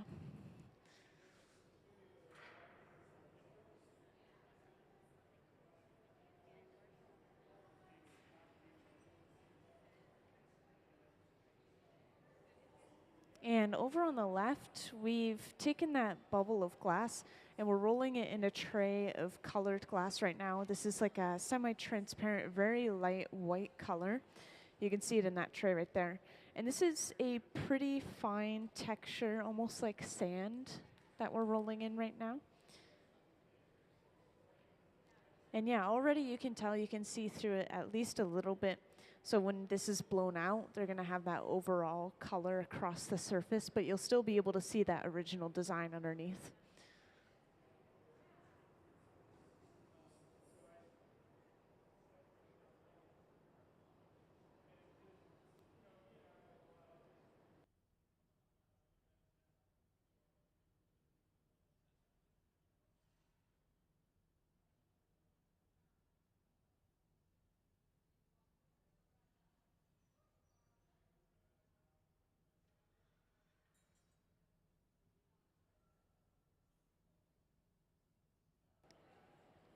Yeah, and I know we've probably already seen this tool used before, but this wooden spoon-shaped tool that Trent is using over on the right bench, this is called a block. And they're usually carved out of fruit wood, such as cherry wood. They're kept in water to help make sure they're completely saturated so that they don't just burn up when we use them. But the idea behind them is that water creates a layer of steam in between the kind of spoon shape and the glass, and it shapes the glass, rounding everything out. And usually it's to help a bubble blow out evenly, but in this case we're just rounding everything out.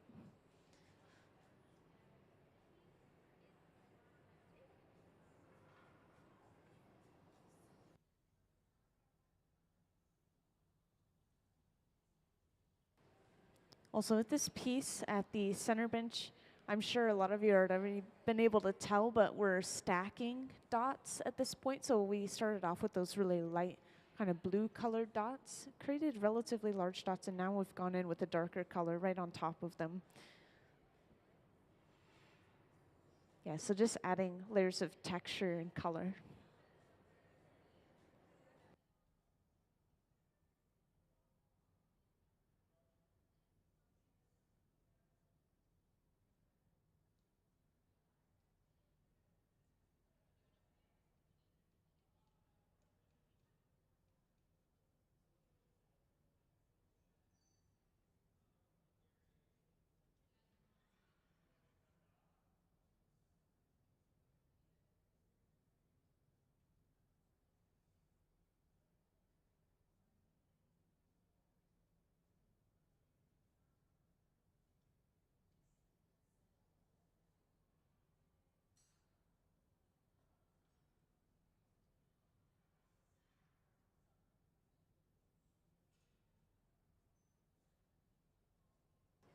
And I know some new people have joined in here and there, so I want to give another brief overview and just explain what we have going on down on the hot shop floor today. So today we have a visiting artist, which you may have already known, Bri Chesler. And she's been working mostly at the center bench. She's the one with the bright green hair, just to point her out visually. And everyone else that you'll see is basically supporting her in creating the artwork that she likes. And the piece that we're seeing today is really interesting. It's based off of or inspired by sea life and botanicals.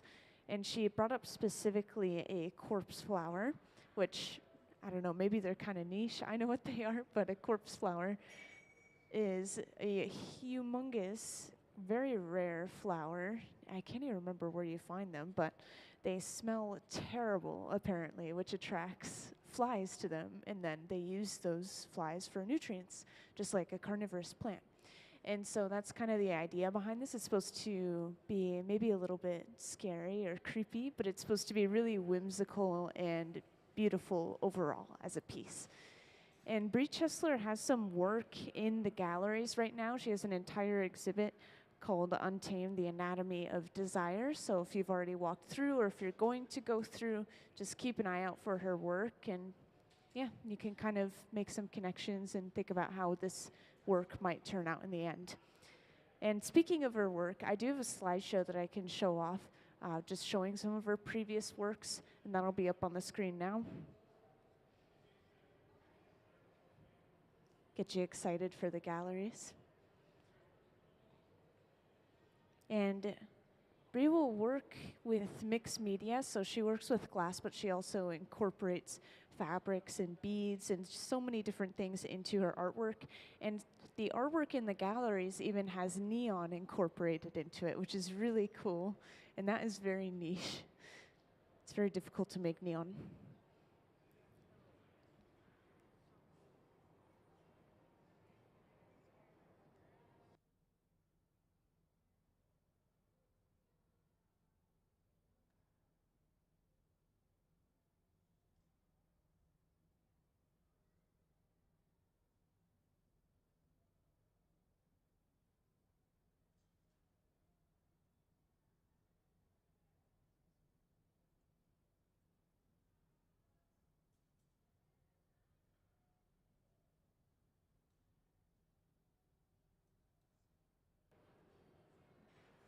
So we do have things going on at 3 benches at any point in time today.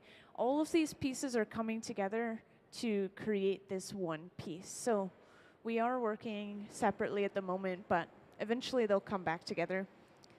And just to point out the different components, so over on the left bench, which is the view we have on the screen, this is a blown piece of glass, and this is going to be the base for the entire piece.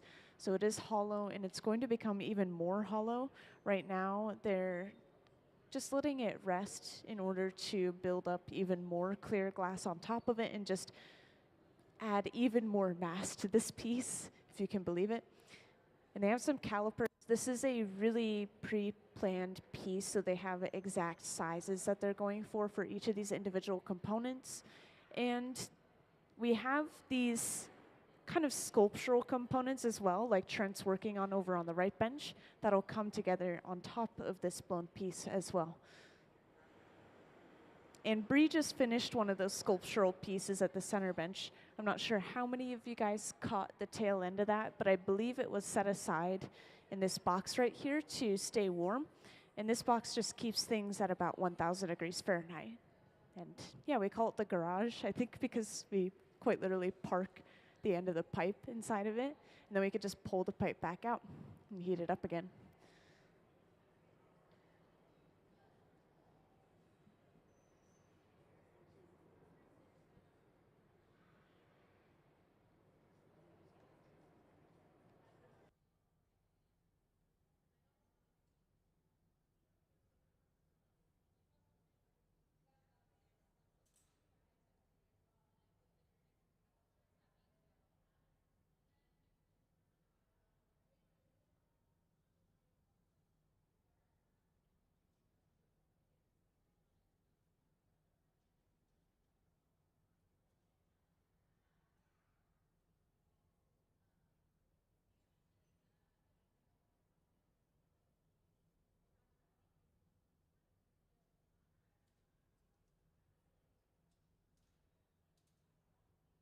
So we've just gathered that one more layer of clear, as I just pointed out, and we let some of it drip off into a bucket. This bucket is specifically clear glass only, so we'll be able to reuse it by throwing it back into the furnace and melting it down again. And this is called a strip gather. It's just getting us closer to an exact size that we need instead of having extra material on accident. And then we immediately go to the pipe cooler. This is just a trough of water that we set the pipe down into. We want to be able to handle the pipe as close to the glass as possible so it doesn't have so much leverage against us. The leverage that the glass has against you can make the piece feel, I think they said, about 5 times heavier than it actually is.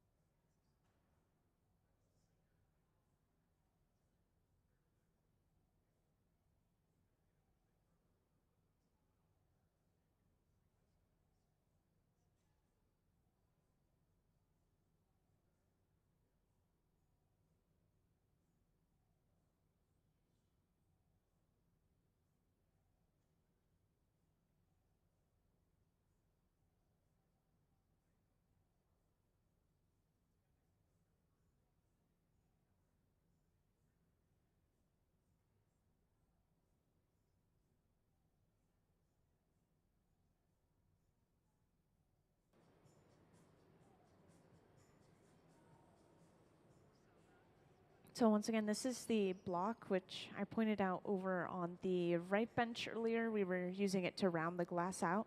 In this case, though, this is to kind of even the heat across the bubble in a way so that the bubble will blow out evenly. Because this is a hollow piece of glass that we have over on the left bench there. And Sarah is now using another tool. This is actually just folded up newspaper soaked with water. That's all this material is in her hand. And people are always pretty surprised by that, but you can't feel any heat through them, really. It's surprising. So the newspapers will contour to the shape of our hand, and then we can use this to shape the glass. Kind of like sideways pottery, in a way.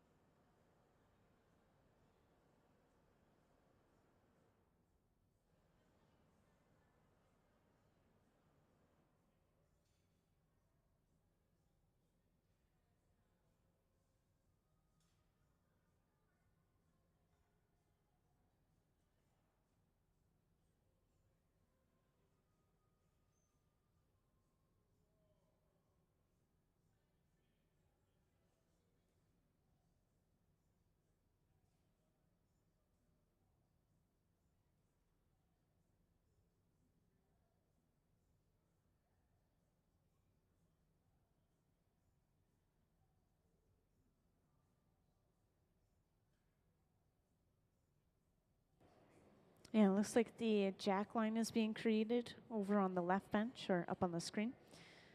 And once again, the jack line is basically a divot that will squeeze into the glass near the pipe and will break the entire piece off from this line later on.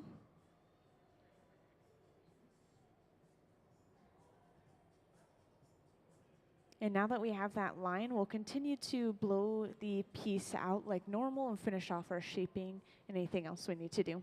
And as this blows out further and further, we'll be able to see the kind of first layer of color come to the surface a little bit more. So you're starting to see those blue dots and that overall green color underneath.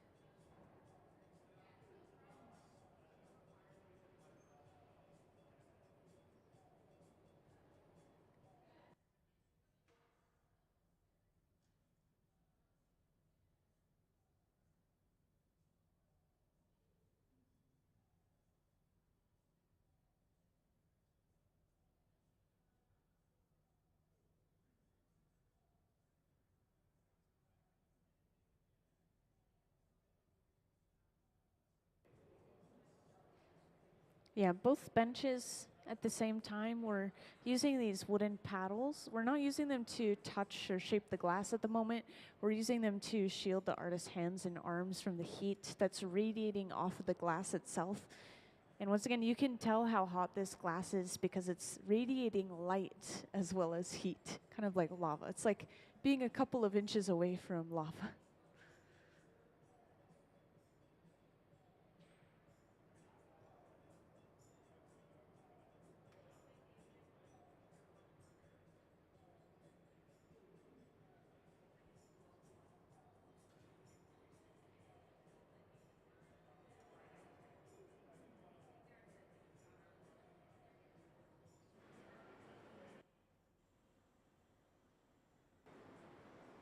And we've been using these torches on and off already, but I just realized I haven't talked about the temperatures of these. So just to mention real quick, they run around the same temperature as the furnaces themselves, between 21 and 2300 degrees Fahrenheit.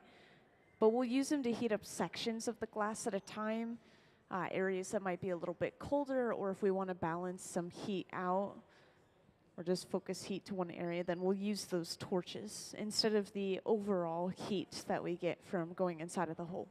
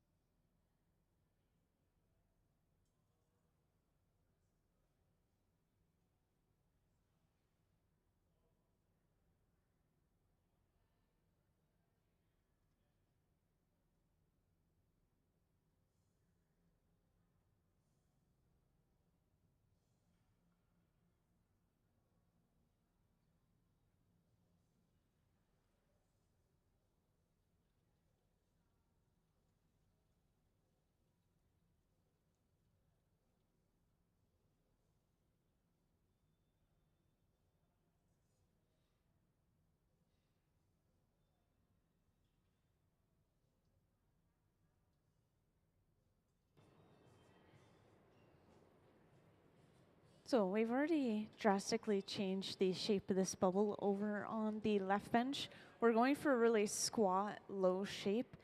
And yeah, once again, this is the base for our piece, so it's meant to be a little bit wider and shorter to be able to attach other objects on top of it.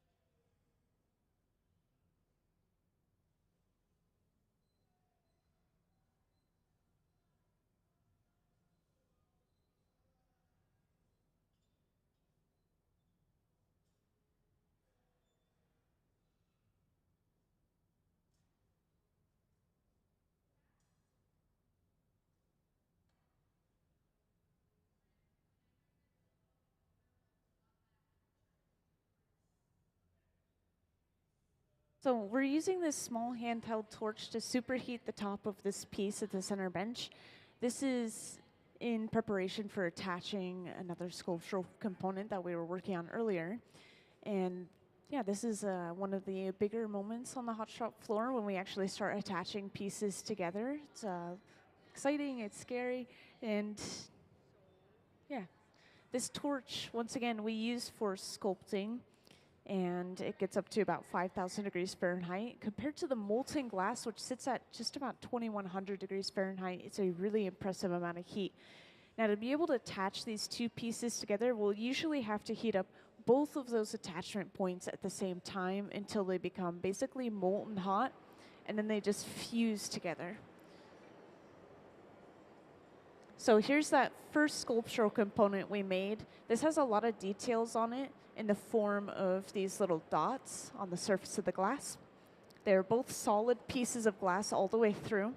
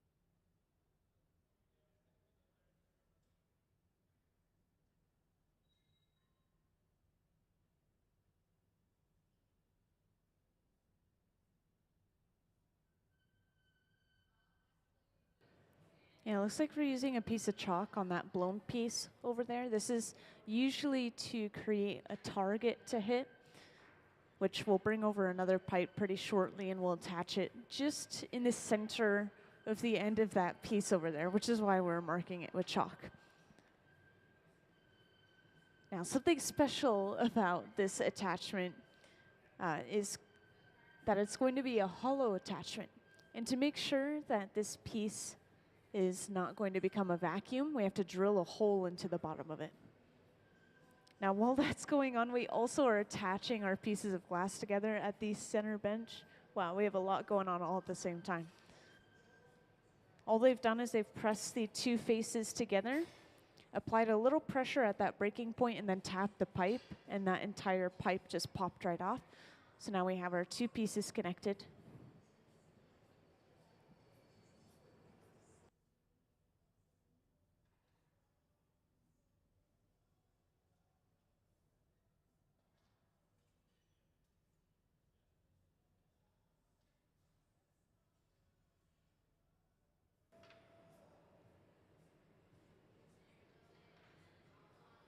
And could we have a view of the center bench for just a moment, please? Thank you. So we can see these two pieces connected. I just want to show off that texture. Once again, these little dots of color are stack dots. So there's two pieces or two dots of color stacked on top of each other. They almost look like eyes. It's really interesting. They're just making sure that connection's really secure before they move on. Over on the right, you can see Ben has a pipe with a little bit of clear, well, I shouldn't say a little bit, a lot of clear glass on the end of it.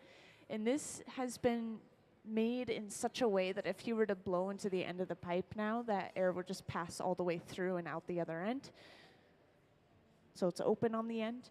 And this is what they'll be attaching, sorry, oh my gosh.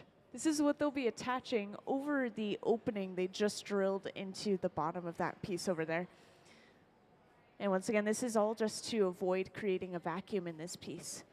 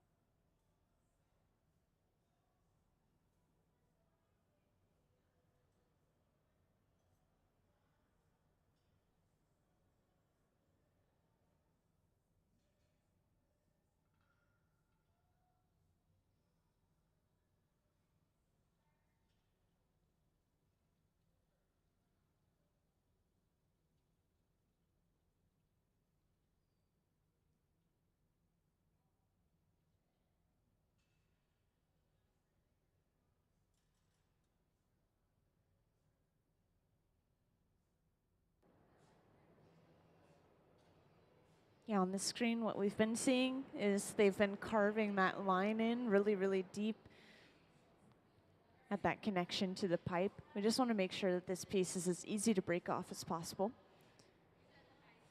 And it looks like we're getting pretty close to attaching that pipe on the right to the bottom of our piece over there.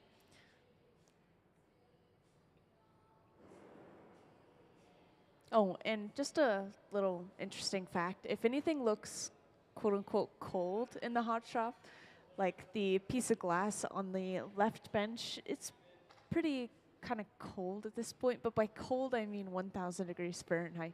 So something might not be glowing hot, it might not be radiating a lot of heat, but if you go to grab it, it's really dangerous for sure. All right, can we have a view of the left bench as they attach this pipe? Could we have a view of the left bench, please? Yeah, there we go. So they've just attached that pipe to the bottom. We have that hollow connection going over that opening. They're making this divot in the fresh connection, making it easier to break this pipe off later on as well. And then they'll break this piece off of its original pipe. This is always an exciting moment. They apply a little bit of water, and then they tap the pipe, and that should be it.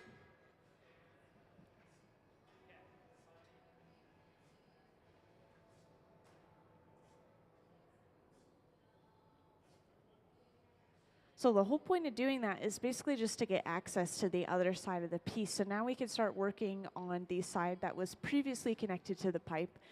And in this case, I'm assuming they're going to be completely closing that opening off because they have that hollow connection on the bottom. I could be wrong, but that's what I would assume is going to happen.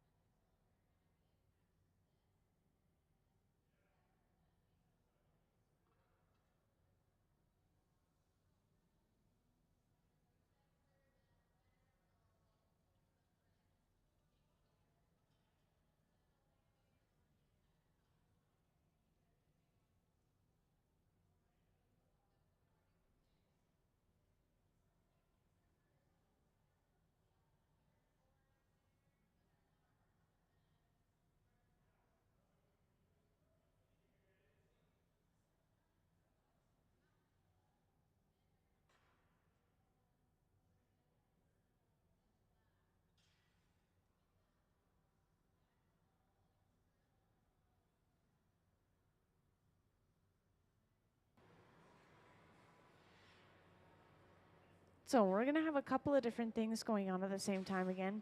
At the center bench, we're attaching this pipe with a little bit of clear glass on the end as an attachment point, and we'll break this piece off of its pipe entirely as well, just like we did over on the left bench.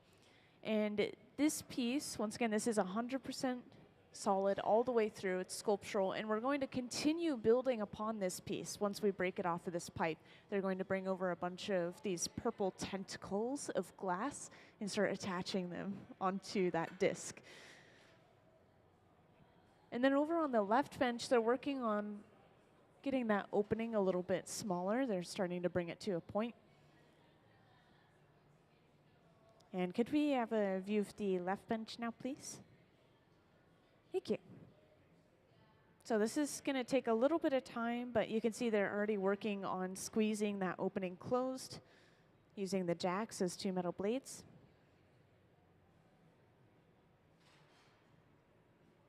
And they'll finish cutting that excess bit of glass off using the diamond shears.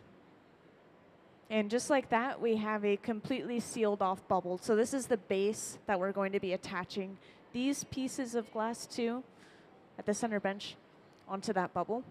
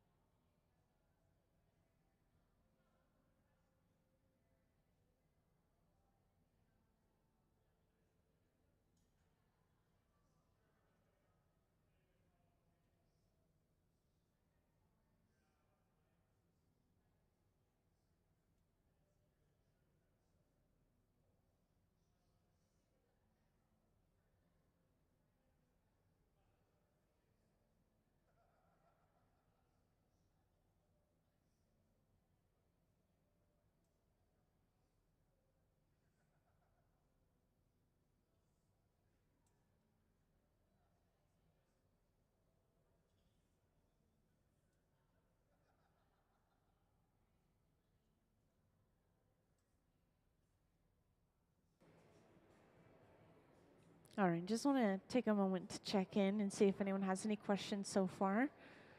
Once again, this can be questions about the glass, about the museum, about the visiting artists, and I can always ask her questions and kind of relay information.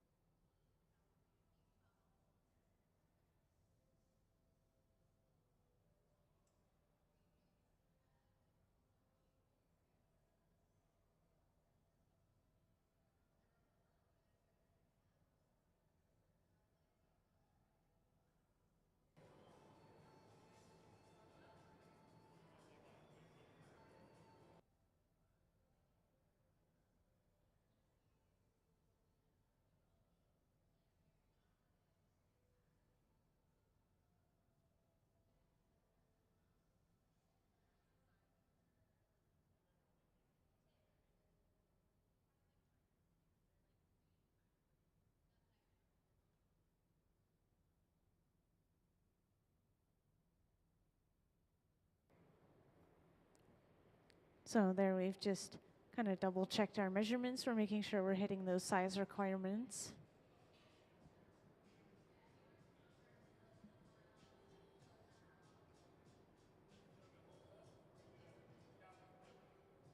Yeah, I just want to mention once again that we already have the rest of the components made and they're sitting inside of this box just waiting to be pulled out and then attached to the rest of the piece. And if you guys, if any newcomers haven't seen this box yet, this is the garage and it sits just at about 1,000 degrees Fahrenheit. And we have these sort of purple tentacle shaped pieces, as they were described to me, sitting inside of that box. We have 4 longer ones and then 4 shorter ones. And we'll be attaching them all to the sculptural component, which will then sit on top of the blown piece of glass over on the left. And all of this is going to be attached hot in the hot shop, which I think is really impressive. All those connections that you make, you have to make sure that you're not heating up the entire piece overall, otherwise you lose the shape and everything starts moving around. But if you let it get too cold, those connections will crack and break apart. So it's just a huge, delicate balance of heat, and this is a big piece that we're working on.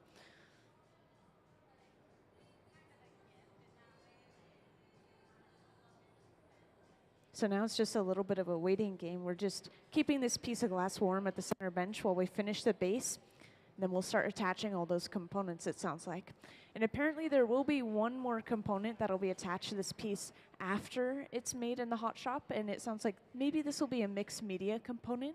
But our artist described it as sort of a red floral piece that'll be right in the center of everything.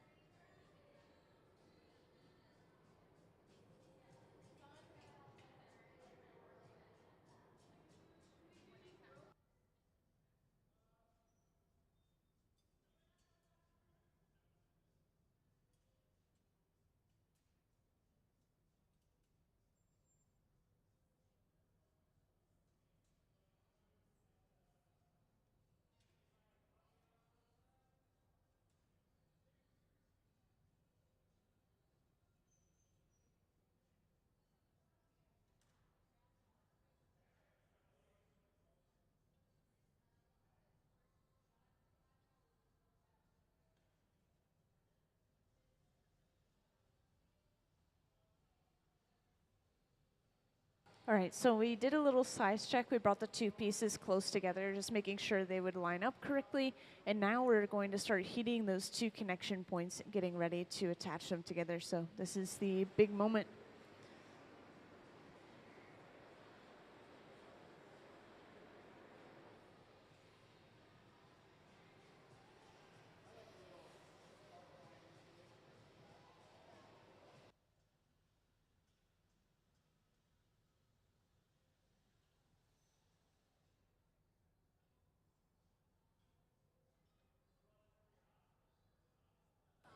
And I just want to mention again that Bri Chesler, our visiting artist, has designed all these pieces and everything. She is going to be here all the way through Sunday. So there's going to be many different pieces being made. And even if we only finish this piece today, they are going to have tons of prep work to do, I'm sure, for the rest of the residency. Yeah, we're just going to see a lot happening today. It is the very first day.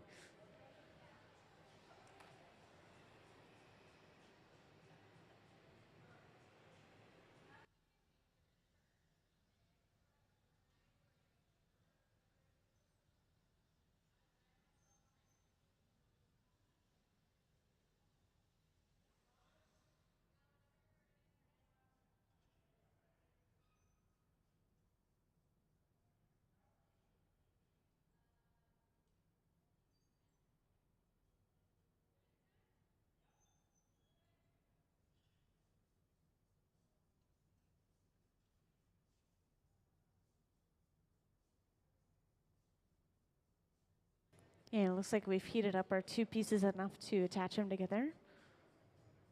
So we bring our sculptural piece over. And they're going to break off this smaller pipe, just leaving everything attached to that larger pipe. And that was a clean break.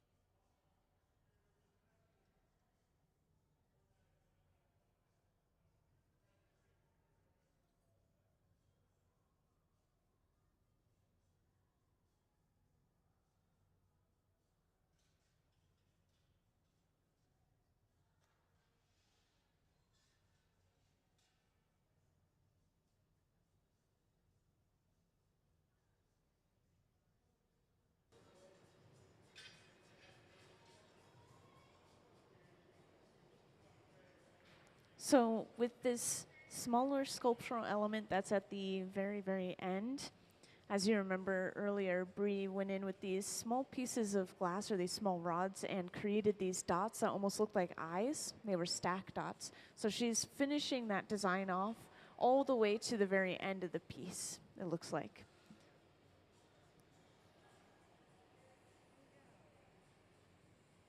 And she's adding some of those dots onto the larger component of this sculptural element.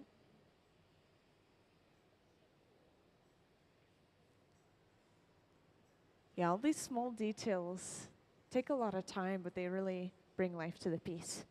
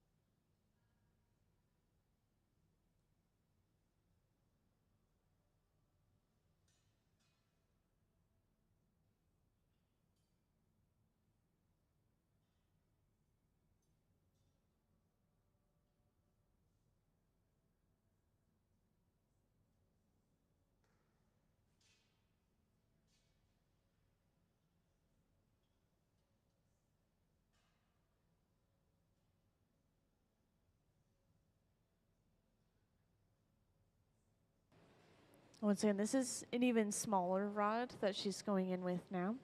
Small black rod on top of those small bluish whitish dots. And this is kind of creating the appearance of eyes. Her sweater is very fitting to the theme.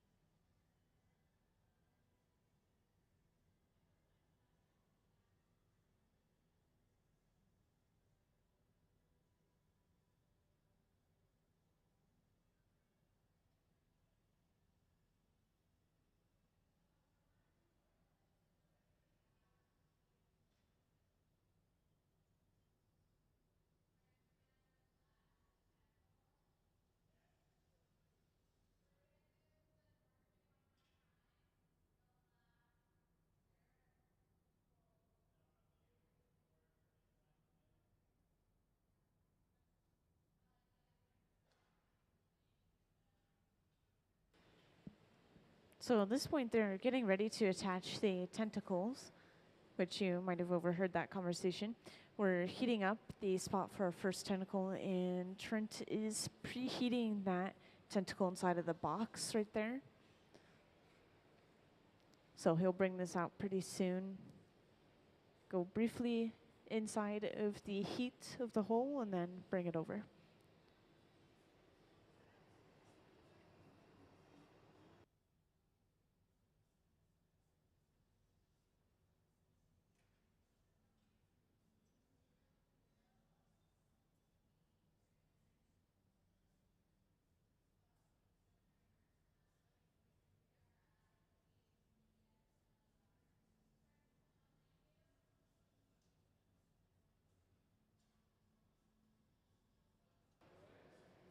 So Bri has just grabbed that first tentacle. And these were made earlier in the day, just to point out. So they've been doing a lot of prep work today, and we're just now seeing this piece put together. So pretty exciting moment. And it looks like that was a really hot, secure connection.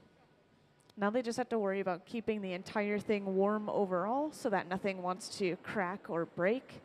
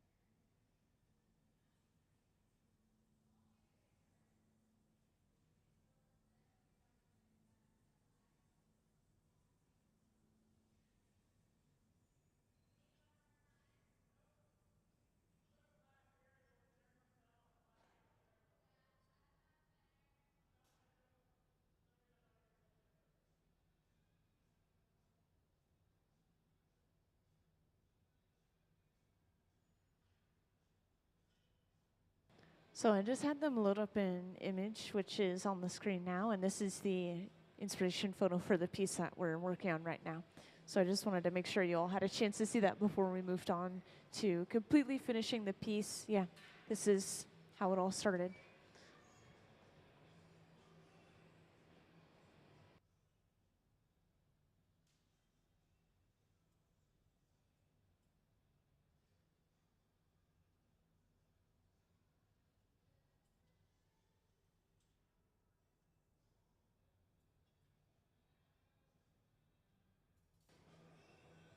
Yeah, so we're really getting there. Once again, we have 4 small tentacles, 4 large ones that'll be attached to this piece. So 2 down, 6 more to go, 6 more attachment points.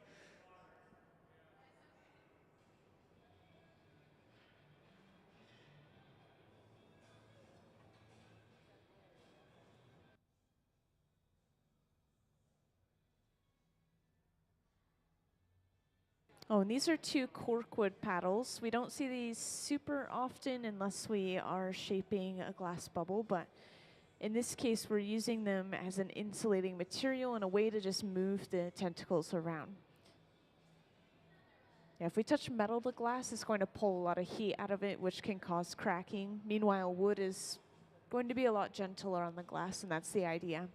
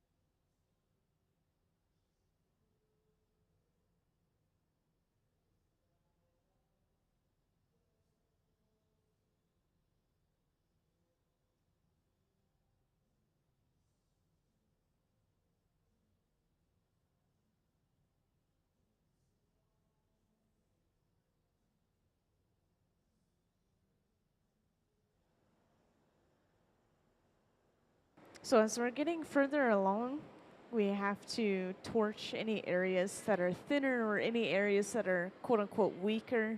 And these might be any connection points we have. And then of course the ends of the tentacles. And the way that we are keeping these parts warm is using this large fluffy flame. Yeah, it's pretty gentle on the glass and just gives everything a little bit more heat.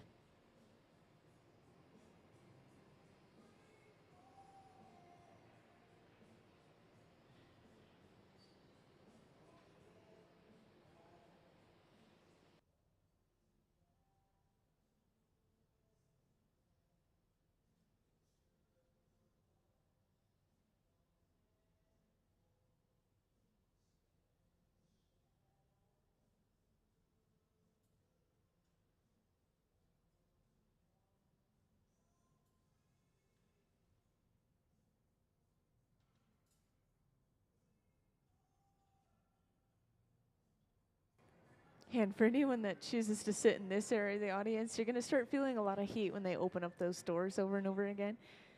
And yeah, that's all heat that's escaping, so we try to keep those doors closed as much as possible, but we need to be able to fit in there.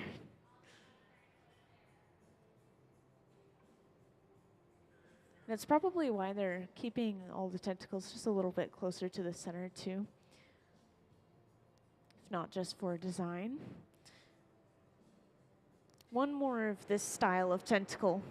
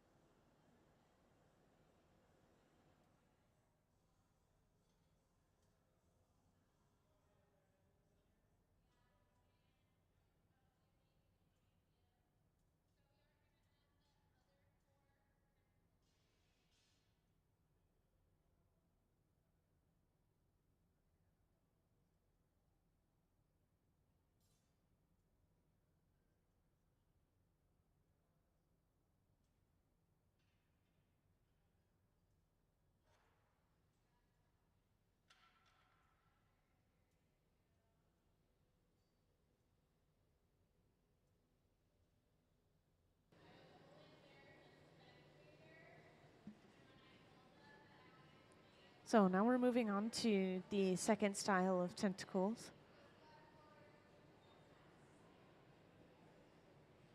I haven't even seen what these look like yet.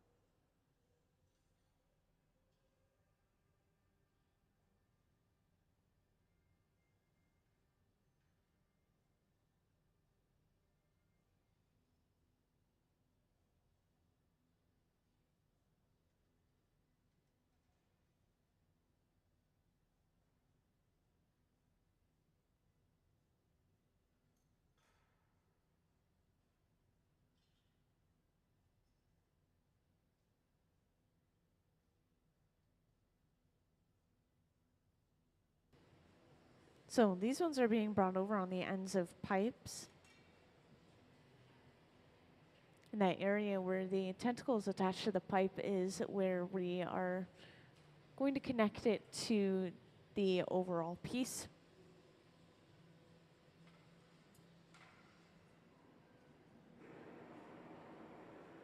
Yeah, kind of behind the scenes, you might not have noticed, but we're torching the metal tweezers that we use to grab the tentacles before we attach them to the piece, just making sure no cold metal touches the hot glass, which can cause cracking, of course. So now we have 3 more of those tentacles to attach, and then this piece is pretty much done. I bet you Bri is going to do a little bit of altering and pushing and shaping things around a little bit before it's fully broken off of the pipe, but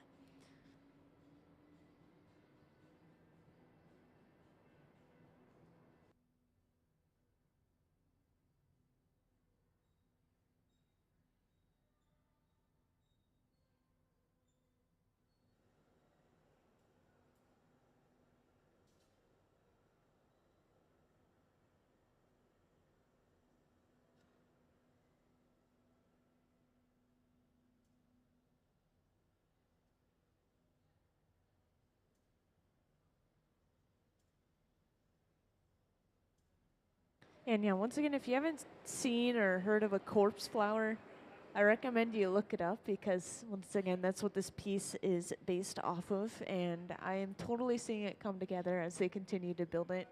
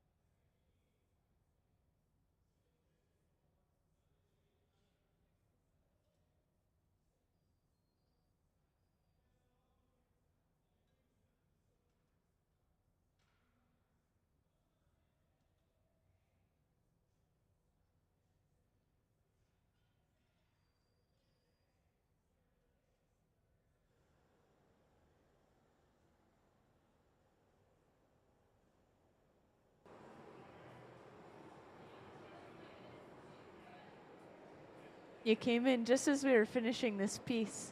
We're getting ready to break it off right now. You can see somebody suited up. Yeah, I know, it's incredible. They've been working on it all day today, getting all the prep work done and then finally putting it together just now. Huh? Oh, it's actually decently heavy. There are many solid components. The only thing that's hollow is the biggest bubble with the blue dots on it on the bottom. But if I had to estimate, I don't know, maybe 30, 35 pounds of glass. It feels a lot heavier than it actually is when it has that leverage against you, though. No, that's a lot of glass.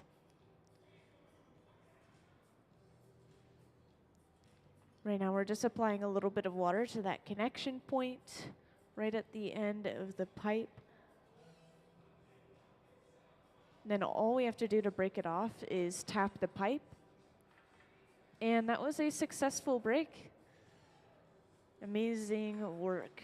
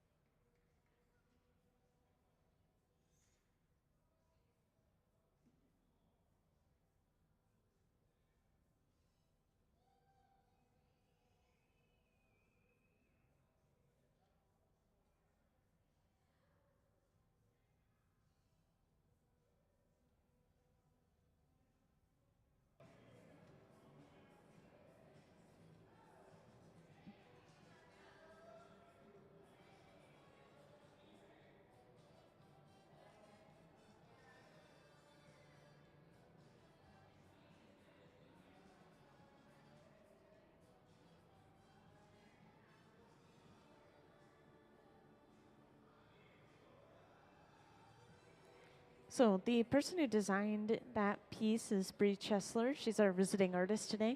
And she actually made a lot of the work that we have in the gallery, in the specifically the exhibition called Untamed, The Anatomy of Desire. So when you walk through, just keep an eye out for her work. And she's the one with the eye sweater and the green hair.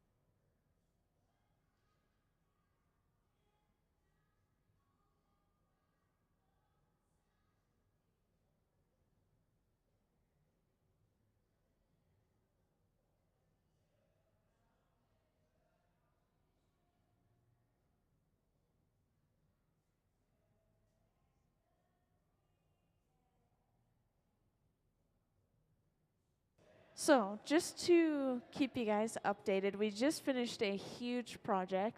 So looks like our artists are taking a little breather, probably deliberating on the next project that they'll be working on. But we have a visiting artist residency right now. Right now, Bri Chesler is our visiting artist. And this is a slideshow of her work, just to show off some stuff she's already made and give you some ideas of what she makes in general. And you can see a lot of her work in the galleries right now. She has an entire exhibit in there called Untamed, The Anatomy of Desire right now. And a lot of them have glass components like you're seeing right here. I think this is one of the pieces, actually.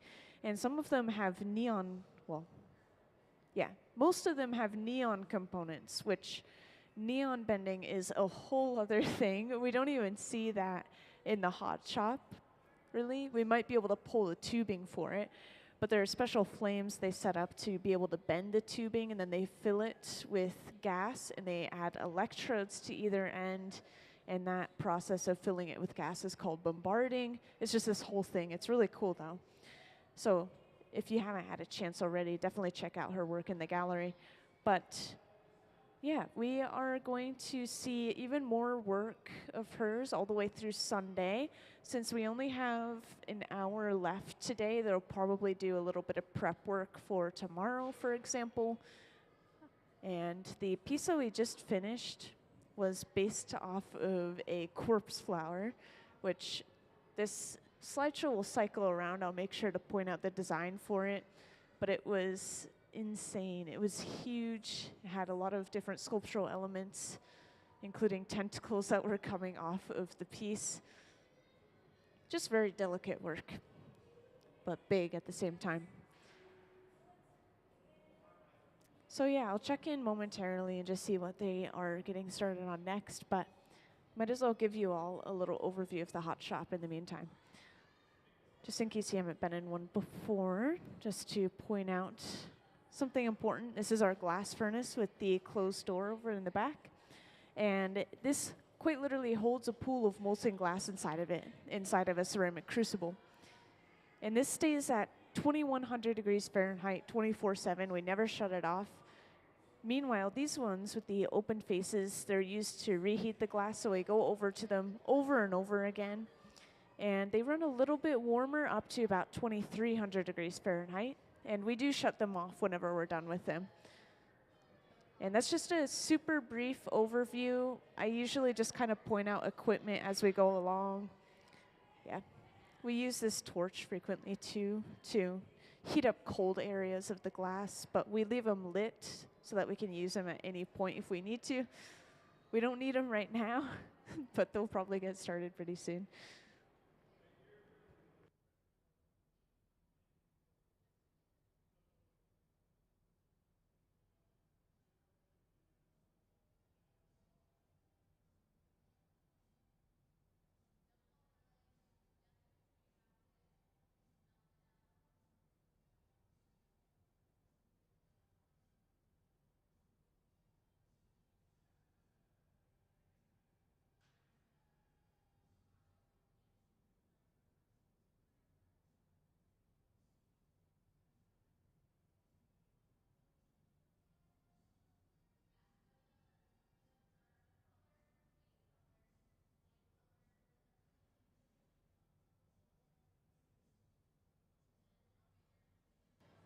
Oh, you know what? Could we play the color overlay video, please? I had a question about color just a moment ago.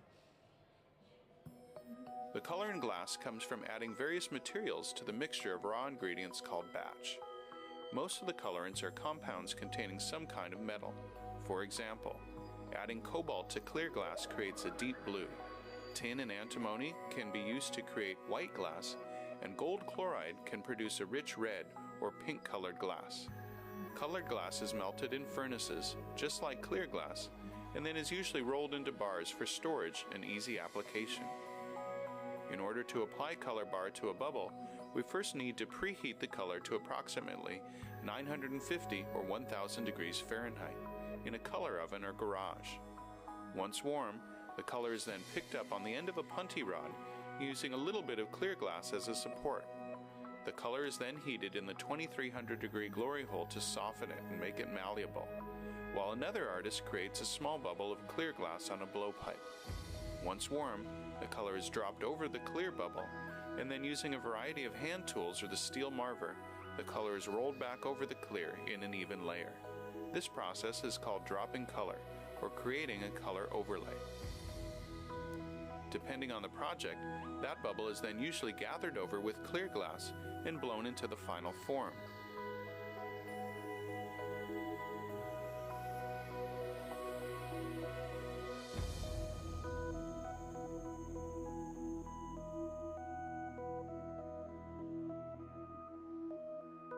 The finished product may appear to be all made from colored glass, but when viewed in cross-section, we can see that there is only a thin layer of color sandwiched between many layers of clear glass.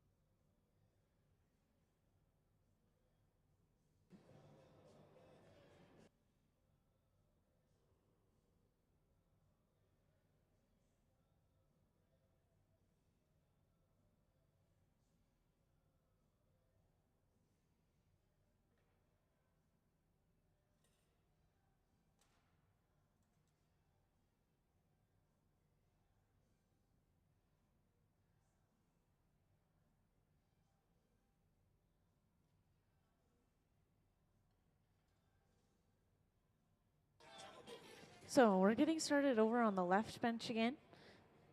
What we've done so far is we've gathered a single little bit of clear on the end of a pipe, and we've picked up a piece of color bar on the end of that pipe, kind of like that video we just watched.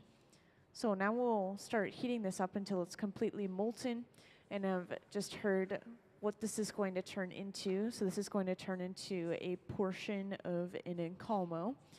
And basically what an encalmo is they take two or more blown sections of glass and they'll attach them together by the opening. So you can imagine two cups kind of touching at the opening.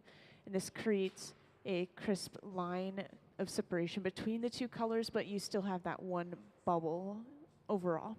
So we will see one portion of that encalmo made using this color.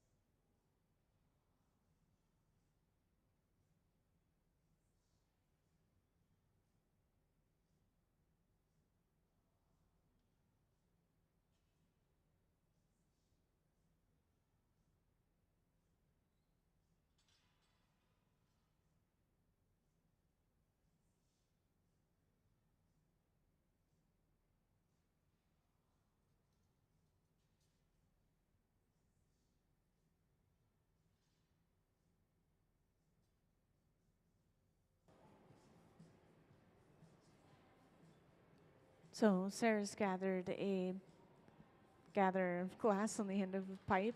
And this is a blowpipe, so this is hollow. It's kind of like a straw. And she briefly blew into the end of the pipe and then immediately capped it with her finger. And that forcefully pushed the air into the glass, which has created a bubble. And we can see this bubble on the screen. She's sitting down at the bench with it. So we'll heat up this color and drop it on top of that bubble pretty briefly. And it looks like we are doing something else now as well. Yeah, once again, this is all prep work for tomorrow. So this is all going to their second project.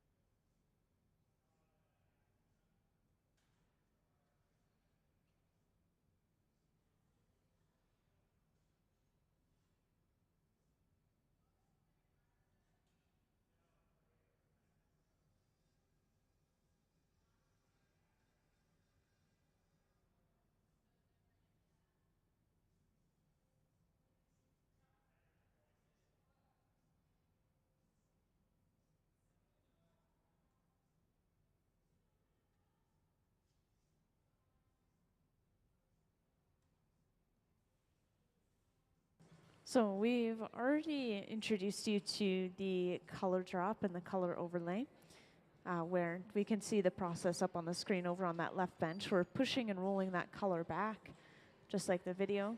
But at the center bench, our visiting artist, Bri, she's rolling some glass into this metal dish. And this is another way that we color glass. This is basically going to be the same materials as the color bar. It's just kind of crushed up into either a sand-like texture or shards of glass, or even as fine as powdered colored glass.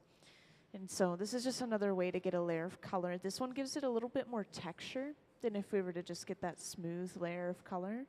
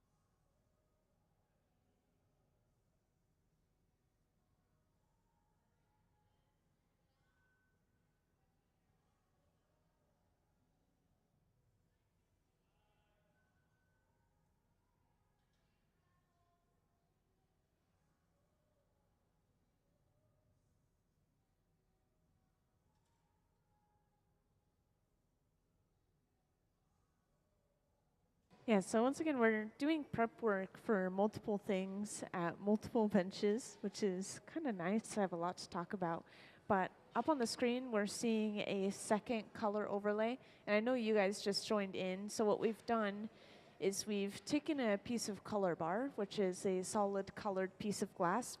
We've melted it down, and we've quite literally dropped it on top of a bubble of glass. So there is a little bit of air in there already. Then we'll push this and roll it back until it completely covers the piece in color. So the entire piece looks like it's made from colored glass, but really it's just a small amount, kind of sandwiched within it. And we've done this twice on the same bubble. So now we have a layer of color that'll be more visible from the inside of the piece, and then a layer of color that'll be more visible on the outside of the piece. And at the same time, we are creating some sculptural elements at the center and right bench. Apparently, over on the right bench, Trent is making these short little hairs that'll be attached to some legs. And then at the center bench, these are a little bit more abstract, but these are kind of tube or little tentacle-shaped pieces of glass that'll be attached to the top of a piece. And there are reference photos for each of these pieces that are printed out. But let's have the reference photo for the piece that we made earlier today real quick. I just want to show off what we made earlier. We literally just finished this maybe 20 minutes ago or so, and it was massive. And we put it inside of the annealer, that large black box over on the right wall, to slowly cool overnight. So we won't be able to see that piece again.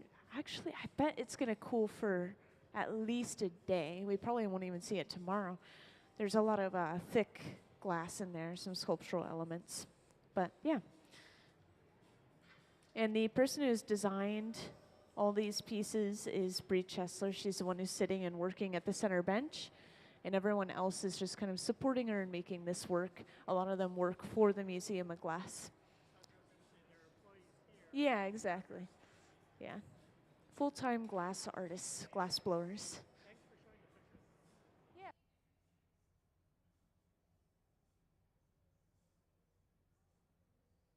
Oh yeah, I should point out, so you guys did miss that piece earlier that I was showing off on the screen now, but you can always go back in the live stream, and I'm sure that Bri's going to post some final products of her pieces as well at some point.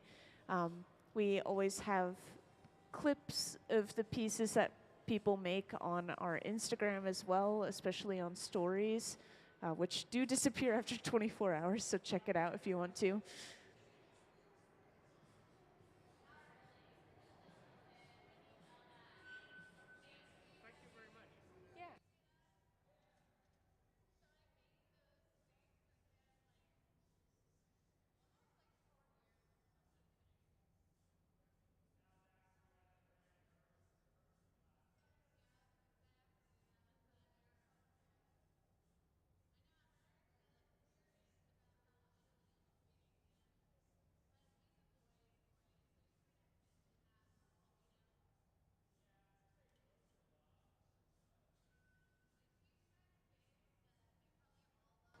Yep, so all these different components you're seeing, they're all going to be used for projects further on, some of them tomorrow, some of them as late as Sunday.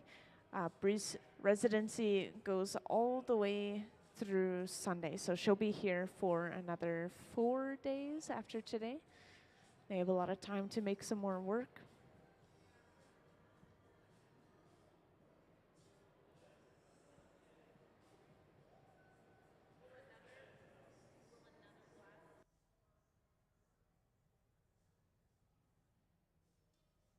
Yeah, so it is scheduled beforehand depending on what's going on in the hot shop, but we have something different going on every week, and sometimes the months will be so busy that it'll be visiting artists after visiting artists after visiting artists every week, and it seems like it's kind of like that this month. Yeah, we should see something very new every week, which is exciting.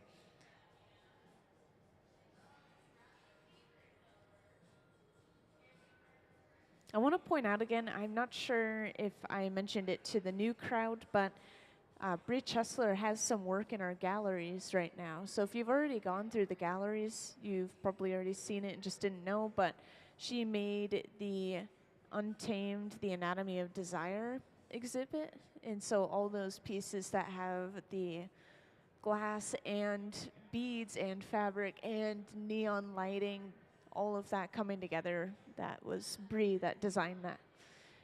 And honestly, that's like one of my favorite exhibits that I've ever seen, because it's the first time I've seen someone paint the walls and actually bring the room into it.